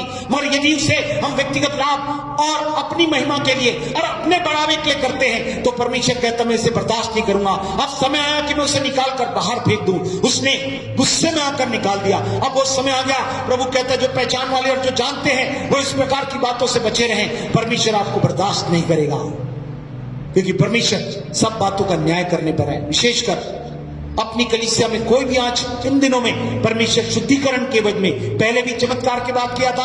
आखिरी जब प्रभु यीशु मसीह हमारे लिए पूरा कर रहा था उस समय भी उसने जब ये वादा किया मैं आकर ले जाऊंगा, उस समय भी उसने कहा मैं शुद्ध करता हूं। इन दोनों बातों में दोनों प्रकार की शुद्धता मेरे और आपके जीवन के लिए अत्यंत आवश्यक है, जिसको हम अपने जीवन में स्थान दें। इसलिए याद रखें, कोई भी कलीसिया सुसमाचार या कलीसिया का उपयोग, संबंधों का, परिवार वालों का, चर्च के सदस्यों का प्रयोग गलत अभिप्रायों से स्वयं की महिमा के लिए, बढ़ावे के लिए या स्वयं के लाभ के लिए ना करें।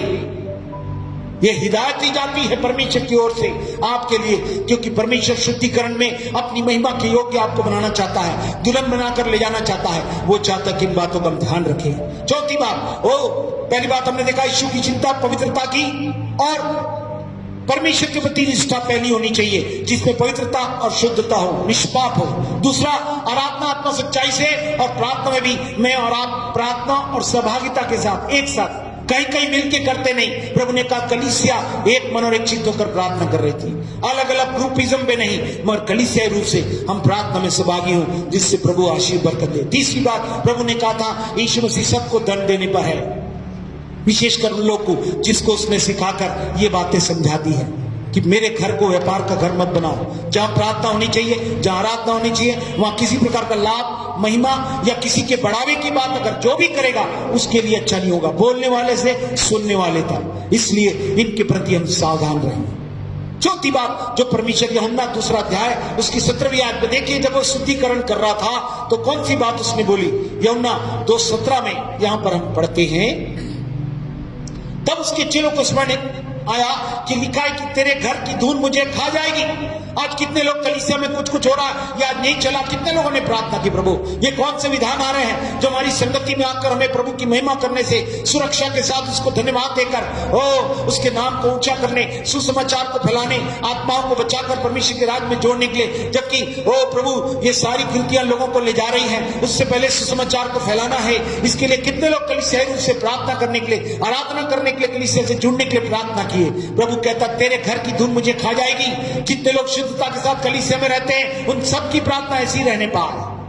परमेश्वर और उसके छुटकारे के उद्देश्य से सच्चा प्रेम रखने का परिणाम क्या होता है मालूम है? जो लोग परमेश्वर से और उसके छुटकारा प्रभु आपने दिया है और अब हमें आगे ले जाने वाले हैं, यही आपका अभिप्राय है जो मेरे और आपके लिए करना चाहते हैं, तो आप प्रभु से सच्चा प्रेम रखेंगे।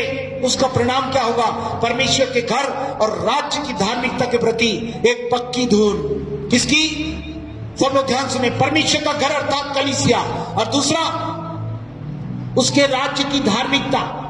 परमेश्वर की कलीसिया रूपी धुन और धार्मिकता किसकी? कलीसिया की, प्रभु यीशु की धुन कलीसिया। वो धार्मिकता की चादर में जो मैं और आप सुरक्षित रहकर परमेश्वर की अद्भुत महिमा को दिखाने वाले हैं, वो धार्मिकता। ये नहीं जो हमारी व्यक्तिगत रूप से हम धर्मी बनाए जाकर इस्तेमाल किए जा रहे हैं, उसमें भी प्रभु की धार्मिकता है। मगर दो बातें परमेश्वर चाहता है।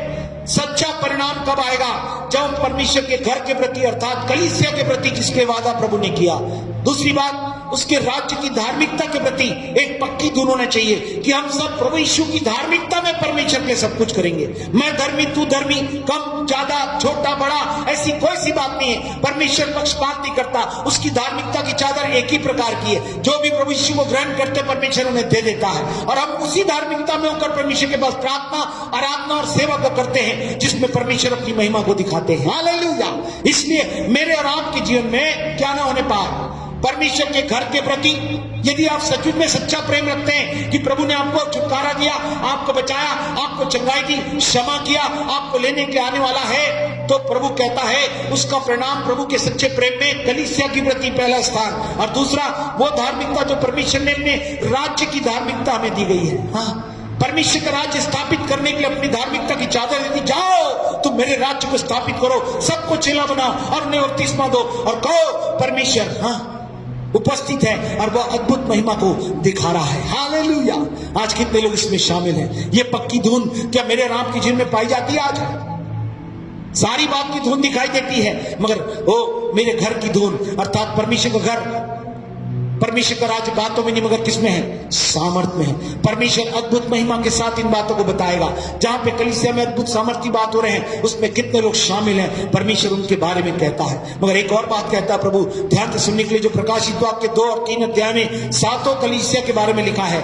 कलीसिया में सच्ची यीशु की समानता में अधार्मिकता को ना सहना भी शामिल है। जब जब कलीसिया लिखा परमेश्वर ने बर्दाश्त नहीं किया। आप ध्यान से 7 कलीसिया को जो प्रकाशित वाक्य में 2 और 3 अध्याय में लिखा है किसी भी अधार्मिकता को उसने बर्दाश्त नहीं किया। प्रभु यीशु की धार्मिकता में को अधिकार है। कोई कहीं की धार्मिकता को लेकर आकर कहे मैं भी ऐसा कर सकता हूं, यदि उसने बोलने की हिम्मत की या घोषणाएं की या किसी प्रकार के वादे कर दिए हैं, प्रभु कहता पश्चाताप करके लौट आने में उनकी भलाई है, नहीं तो कुछ भी अच्छा नहीं है। प्रभु बर्दाश्त नहीं कर सकता, अधार्मिकता को सहन नहीं करता। प्रभु कहता मैं अपनी धार्मिकता, मेरी धार्मिकता में तुम्हारी पहुंच है। कोई भी धर्मी नहीं, एक भी धर्मी नहीं, फिर किसी को भी कुछ भी आह्वान करने का परमेश्वर के प्रति, कलीसिया के प्रति और अधिकारियों के प्रति और उन अगुओं के प्रति जो कलीसिया में ठहराए गए हैं उनके विरुद्ध अपने मुंह से ऐसे शब्दों का ऐलान करना अच्छा नहीं है। प्रभु कहता है मैं और आप कोई भी अधार्मिकता को बर्दाश्त ना करें। यदि कोई भी विश्वासी के साथ, दूसरे धर्मी व्यक्ति के साथ ऐसी बात करे, हम उसमें कभी भी साथ ना दें। ये साथ देना उनके लिए घातक हो सकता है, उनके जीवन के लिए अच्छा नहीं है, उनका सर्वाइव करना मुश्किल होगा। पता नहीं फिर परमेश्वर ही उनका न्याय करे, उन्हें कहां पर अपने हाथों में ले जाएं और रखें। प्रभु इन बातों के प्रति आपको सावधान करें। ये बातें लगातार दिखाई दे रही हैं। ये संदेश परमेश्वर ने ये पहुंचाया कि इन बातों के शुद्धिकरण के प्रति, शरीर और आत्मा की, जबकि प्रतिज्ञाएं बहुत बड़ी बड़ी हैं सबके लिए, लिखा शरीर और आत्मा की बलिष्ठता से अपने आप को शुद्ध करे और परमेश्वर का भय रखते हुए, कलीसिया को परमेश्वर की उपस्थिति मानकर चलते हुए अपने जीवन में उस महिमा को जो परमेश्वर ने मान ले रखा, जो दुनिया ने नहीं देखा, सुरक्षा के साथ ऊंचाइयों की, महिमा की, संपन्नता की, बड़े बड़े अद्भुत कार्यों को प्रदर्शित करने की, जो किसी ने नहीं देखा सुना है, उन बातों को दिखाने के लिए मेरे को और आपको रखा है। इसलिए अधार्मिकता को सहन ना करें। कोई भी धर्मी व्यक्ति किसी की अधार्मिकता को अगर साथ देता है तो ये उसके लिए अच्छा नहीं होगा। ध्यान से सुनकर इस पर विचार करें और प्रभु से कहें प्रभु ऐसी कोई बात है तो हम क्षमा चाहते हैं। लिखा कोई अपने अपराधों को मान ले और छोड़ दे तो उस पर दया की जाएगी। यदि वो अपने पापों को मान ले, तुम्हारे पाप अपराधों को क्षमा करने में वो विश्वास योग्य और धर्मी है। हालेलुया। प्रभु चाहता है इस विषय के लिए सावधान रहिए। चौथी बात हुई जिसमें प्रभु कहता है परमेश्वर की धार्मिकता ही मेरे जीवन का उद्देश्य हो। और मेरी और आपकी कोई अधार्मिकता को लेकर कहे मैं ये करना चाहता हूं, ऐसी किसी बात को परमेश्वर बर्दाश्त नहीं करेगा कलीसिया में। कि परमेश्वर की योजना बिल्कुल साफ है, मैं कलीसिया रूपी है योजना बनाऊंगा जिसमें परमेश्वर के राज्य की धार्मिकता वास करेगी और उसको आकर मैं ले जाऊंगा। इसके विरोध में जितनी अधार्मिकता की बात किसी प्रकार से दासों के विरुद्ध, शिक्षा के विरुद्ध, सेवा के विरुद्ध आएगी, उसको मैं बर्दाश्त नहीं करूंगा, उनको मैं बाहर निकाल दूंगा। जिस प्रकार से यीशु मसीह 2 बार क्रोधित हुए, दोनों बार उन्होंने इन बातों को बाहर कर दिया। प्रभु कहता है इस कलीसिया का सिर प्रभु है और प्रभु आत्मा में वो स्वर्गदूतों के साथ है। वो इन सारी बातों को हमारे जीवन से दूर करने पर है। वो चाहता है इन बातों का प्रभाव हमारे जीवन से जाता रहे। हम प्रभु से कहें हाँ प्रभु हम क्षमा चाहते हैं।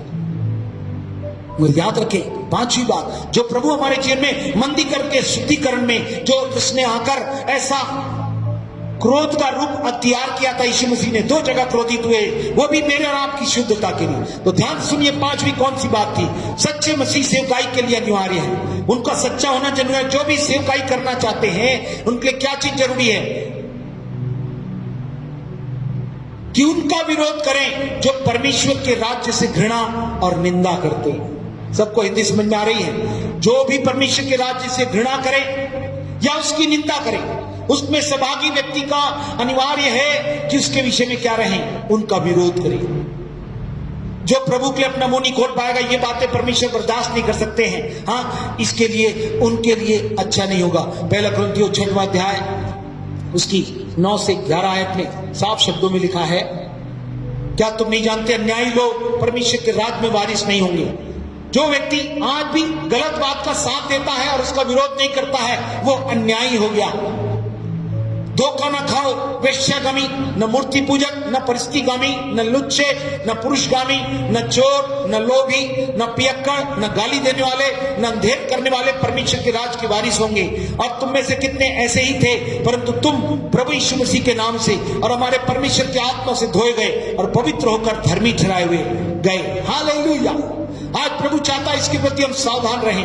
क्या विरोध करें। जो भी परमेश्वर के राज्य से घृणा करेगा और निंदा करेगा उसका विरोध करें। अगर आप नहीं कर सकते तो लिखा परमेश्वर के राज्य में के वारिस आप नहीं हो सकेंगे। झूठी तसल्ली नहीं दिलाएंगे। कोई व्यक्ति मेरे को और आपको नहीं ले जाएगा। एक ही धार्मिकता, एक ही राज्य जो प्रभु यीशु की उसकी कलीसिया है, यही मेरे को और आपको ले जाने का वादा करती है। वारिस भी वही बनाएगी। यदि उसने हमें संतान बनाया तो वारिस भी बनाएगा, मगर कहां? अपने घर में, अपनी कलीसिया में, जहां उसका राज्य है, जहां उसकी धार्मिकता वास करती है, वहां से परमेश्वर अपनी अद्भुत महिमा को मेरे राम के जीवन में दिखाएगा। इसलिए गलती उसका पहला अध्याय उसकी 6वीं आयत से इस प्रकार से लिखा हुआ है, जहां पर मैं और आप इसे जान सकते हैं। हाँ, दूसरा सुसमाचार है नहीं। बहुत से लोग घबरा रहे हैं, सुसमाचार को बिगाड़ना चाहते हैं, परंतु यदि हम या स्वर्ग से कोई दूत भी उस सुसमाचार को छोड़ जो हमने तुमको सुनाया है, कोई और समाचार तुम्हें सुनाए तो शापित हो, शापित हो। जैसा हम पहले कह चुके हैं वैसे यह फिर कहता हूं कि उस सुसमाचार को छोड़, गलतियों पहला अध्याय 6 से 10, जिसे तुमने ग्रहण किया हो, यदि कोई और समाचार सुनाता तो शापित हो। अब मैं क्या मनुष्यों को मनाता हूं या परमेश्वर को? मैं मनुष्य को प्रसन्न करने वाला, क्या मैं मनुष्य को प्रसन्न करना चाहता हूं? यदि मैं अब तक मनुष्यों को ही प्रसन्न करता तो मसीह का दास नहीं होता।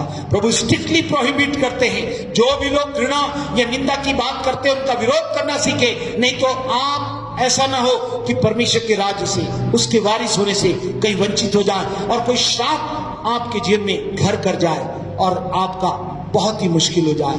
प्रभु प्रकाशित वाक्य 2-3 में ऐसा कर चुके हैं। प्रभु ने साफ शब्दों में बता दिया, मैं इन बातों को तुम्हें पहले ही बता चुका हूं। एट लास्ट प्रभु कहता है एक और बात जो मंदिर के शुद्धिकरण की है, वो ये जो प्रकाशित वाक्य 2-3 के आधार पर ही, अंतिम दिनों की कलीसिया के आधार पर ही, कि मसीह को कोई भी कपटता, अनैतिकता, सांसारिकता या अशुद्धता को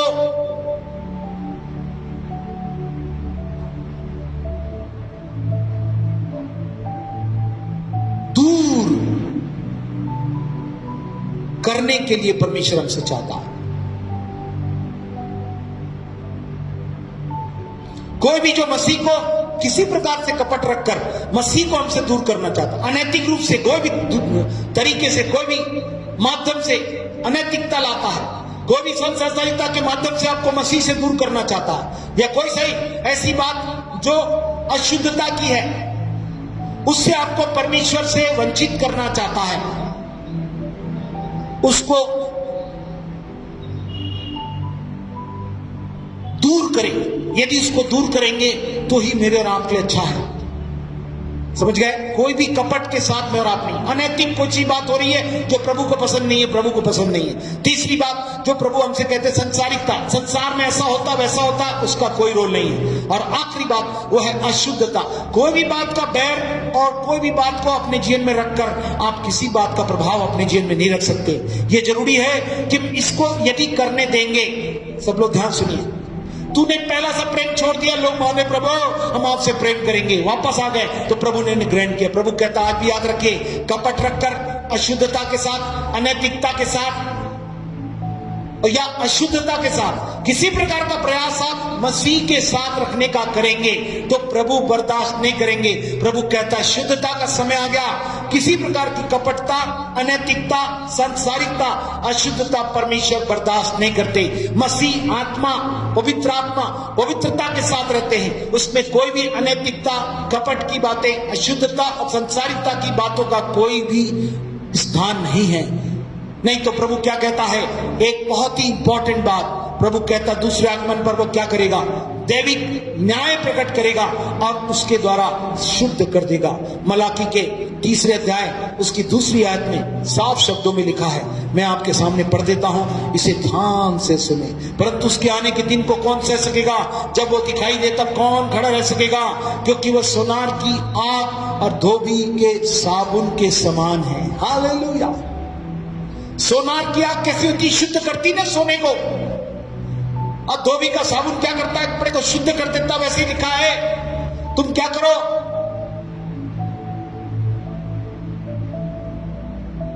9:7 में सौपदेशक में लिखा है, तुम्हारे वस्त्र क्या रहें? उजले रहें, और तुम्हारे सिर पर तेल की कमी न हो। आत्मा का अभिषेक जो आग में होकर आए और सारी बुराइयों को, अनैतिकता को, कपट को, अशुद्धता को, सांसारिकता को मेरे जीवन से जलाकर राख कर दे, क्योंकि प्रभु का आना निकट है। इसलिए बेहतर प्रभु, यदि मेरे जीवन में कोई कपटता पाई जाती है, कोई अनैतिकता पाई जाती है, कोई सांसारिकता, अशुद्धता पाई जाती है, प्रभु आग के द्वारा उसे जला दीजिए, पवित्र आत्मा आपके साथ उतारिए और सारी बातों को मेरे जीवन से खत्म कर दिए। क्योंकि प्रभु कहता जब आएगा उसके सामने कोई खड़ा नहीं सकेगा, कोई खड़ा नहीं सकेगा। कुरिन्थियों 3:15 में लिखा है, सबका काम जल जाएगा। यदि आप ध्यान से पढ़े तो जब मैं इस वचन को पढ़ा, लिखा है 2 कुरिन्थियों 3:15 में साफ शब्दों में लिखा हुआ है, जहां पे प्रभु कहते हैं कि सब बातें जल जाएंगी और उसके बावजूद परमेश्वर मेरे को और आपको, 3:15 1 कुरिन्थियों, यदि किसी का काम जल जाएगा तो वह हानि उठाएगा, पर वह आप बच जाएगा, परंतु जलते जलते हर एक का काम प्रकट हो जाएगा, क्योंकि वह दिन उसे बताएगा इसमें कि आग के साथ प्रकट होगा, और वह आग हर एक का काम परखेगी कि कैसा है। ध्यान से सुनिए, हर एक का काम परखेगी, बोलने वाले से सुनने वाले तक। और लिखा, आग के द्वारा ताए जाएंगे, धोबी के साबुन से जैसे धूल निकल जाती और आग से सारी अशुद्धता चली जाती है, ये बातें वैसे ही होंगी। मगर फिर भी बच गए तो अनुग्रहकारी रूप में आप और मैं स्वर्ग पहुंच पाएंगे। नहीं तो जो व्यक्ति इसमें से शुद्ध होने के लिए और धुलने के लिए तैयार नहीं है, अपने कपड़े को वचन के द्वारा साफ करने के लिए तैयार नहीं है, और अपनी आत्मा में कोई भी कपटता, अनैतिकता, सांसारिकता, अशुद्धता यदि पाई जाती है, वो व्यक्तिगत लाभ, महिमा और बढ़ावे के लिए, तो प्रभु कहता है वो आग जलाने के लिए तैयार है, जो इन सब बातों को भस्म करेगी। मगर यदि फिर भी आप विश्वास करते तो बच जाए तो बड़ी बात, अन्यथा बिल्कुल भी अच्छा नहीं होगा। प्रभु इस शुद्धिकरण में इन बातों के द्वारा आपको आशीर्वादित करे। परमेश्वर का भय रखे, आत्मा सच्चाई से आराधना करें, और याद रखें व्यक्तिगत लाभ, महिमा और स्वयं के बढ़ावे के लिए कोई भी कार्य न करें। कलीसिया समाचार, उसके राज्य का उपयोग केवल परमेश्वर अपनी महिमा किसी को नहीं देगा। फिर हमारे जीवन के उद्देश्य के प्रति उसको राज्य की महिमा के लिए और उसकी धार्मिकता को में होकर प्रभु की महिमा दिखाने के लिए मैं और आप बने रहें। और सब लोग घृणा और जो निंदा करते हैं उनका विरोध करना सीख जाइए, अन्यथा ये आप परमेश्वर के राज्य के वारिस होने से कहीं वंचित ना हो जाए। और एट लास्ट जो मैंने बताया है, अन्यथा प्रभु क्या करेगा? आग से सबको शुद्ध कर देगा। 3:14-15 आयत में 1 कुरिन्थियों में प्रभु साफ शब्दों में कहता है। कितने लोग इस बात को मानने के लिए तैयार हैं? कितने लोग कहेंगे हाँ प्रभु ये बात सच है, मैं इन बातों के प्रति अपने जीवन को पूर्णतः से मानने के लिए तैयार हूं। अपनी आंखें बंद कर ले, अगर खड़े होना चाहते तो खड़े हो सकते हैं। हाँ प्रभु, वो जब का आपका आना निकट है, आपने जैसे ही चमत्कार किया, इस परिवर्तन के युग में प्रभु शुद्धता को चाहता है, पवित्रता को चाहता है। लिखा जब प्रतिज्ञा मिली हुई है तो आओ अपने आप को शरीर आत्मा की संबंधितता से दूर करिए। जितनी कपटता और जितनी संसारिकता, अनैतिकता और अशुद्धता पाई जाती है, जो मसीहत को आपके जीवन में और उसके राज्य को और उसकी धार्मिकता को प्रकट करने में रुकावट बनी हुई है, उसका विरोध करें। या जिन्होंने साथ दिया और जो उसमें शामिल है, कहें प्रभु इन बातों के लिए मैं क्षमा चाहता हूं, पश्चाताप कर ले। मैं आखिरी गीत के साथ जब मैं प्रार्थना करता हूं, वो प्रभु से कहें हाँ प्रभु हम शुद्धता चाहते हैं। ओ प्रभु पूर्ण रीति से पश्चाताप के साथ आपके पास आते हैं। प्रभु हम चाहते हैं कि आपकी शुद्धता हमारे जीवन में बनी रहे। प्रभु ओ प्रभु हमें शुद्ध कर दीजिए, हमें साफ करिए प्रभु, हम जैसे भी हैं। ओ प्रभु हम पूर्ण रीति से आपके पास आते हैं। ओ प्रभु अपने जीवन को आपके हाथों में देते हैं प्रभु। ओ पूर्ण रीति से हमें ग्रहण कर लीजिए प्रभु। आपकी महिमा का अद्भुत भाव सचमुच में अपने जीवन में हमें आपसे मिलने के लिए तैयार करें। Hallelujah, hallelujah. प्रभु वाणी के द्वारा आपको पुकार रहा है, चिंताओं को, दुख को, सबको हट लेगा। आज मधुर वाणी ने तुमको पुकारा है। एक अनोखा जीवन प्रभु आपको देना चाहता है। ये साधारण नहीं होगा, परिवर्तन चमत्कार काफी नहीं है। उसके बाद यीशु ने शुद्धि का भी किया, सबको निकाल दिया, और जो लोग अंदर प्रार्थना के लिए गए उन्हें आशीर्वादित हुए, बाकी लोग सब बाहर निकाल दिए गए। प्रभु कहता आज कितने लोग प्रभु से मिलने के लिए तैयार होना चाहते हैं, या अपने हृदय को आने वाली विपत्ति से बचाना चाहते हैं, या दंड से बचना चाहते हैं। वो लिखा है पाप की सजा मृत्यु और नरक की आग है, मगर परमेश्वर का वरदान प्रभु यीशु मसीह में अनंत जीवन है। इसलिए आइए, आज मधुर वाणी ने तुमको पुकारा है।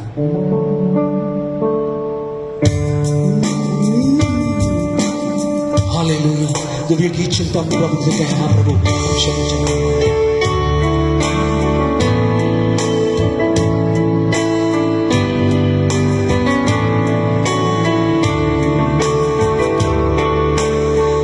आज मधुर वाणी ने तुमको पुकारा है। एक अनोखा जीवन यीशु के द्वारा है। सब लोग मिलकर एक अनोखा जीवन मसीह के द्वारा है। आज मधुर वाणी तुमको पुकारा है। आज मधुर वाणी तुमको पुकारा है। तुम्हें आज अगर दिल खोलो, वो दूर में आएगा। मिट जाएगी चिंताएं, वो बोझ जाएगा। तुम्हें आज अगर दिल खोलो, वो दूर में आएगा। मिट जाएगी चिंताएं, वो बोझ जाएगा। पल से जीवन का यीशु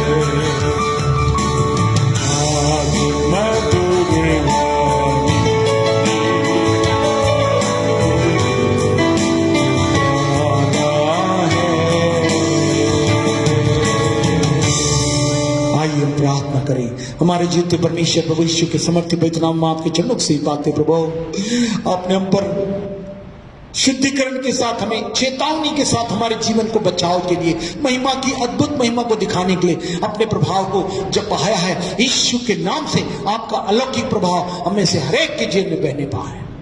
जितने लोगों ने आज पश्चाताप के साथ इन वचनों के आधार पर अपने संबंधों में ओ प्रभु ऐसी बातों के आधार पर अपने आप को क्षमा के साथ, पश्चाताप के साथ आने का और जुड़ने के लिए प्रभु निर्णय लिया, साथ साथ जिन्होंने हर एक अशुद्धता, कपटता, संसारिकता और ऐसी बातों को जो अनैतिक है उन बातों के प्रति प्रभु अपने जीवन में प्रभु ओ क्षमा चाहा है, यीशु के नाम से उनके प्रभु पाप अपराधों को क्षमा कर दीजिए। आपकी आग के द्वारा वो चीज भस्म करती जाए और आपके लहू के द्वारा वो चीज शुद्ध करती जाए और वे शुद्धता पवित्रता के साथ, क्योंकि पवित्र निष्पाप निष्कलंक कलीसिया को लेने आने वाले हैं। आपकी महिमा का भाव जो इन दिनों में उनकी सुरक्षा के साथ, चंगाइयों के साथ, उन्नति के साथ, सफलता के साथ रखा हुआ है, यीशु के नाम से प्राप्त करने वाले हो सके प्रभु।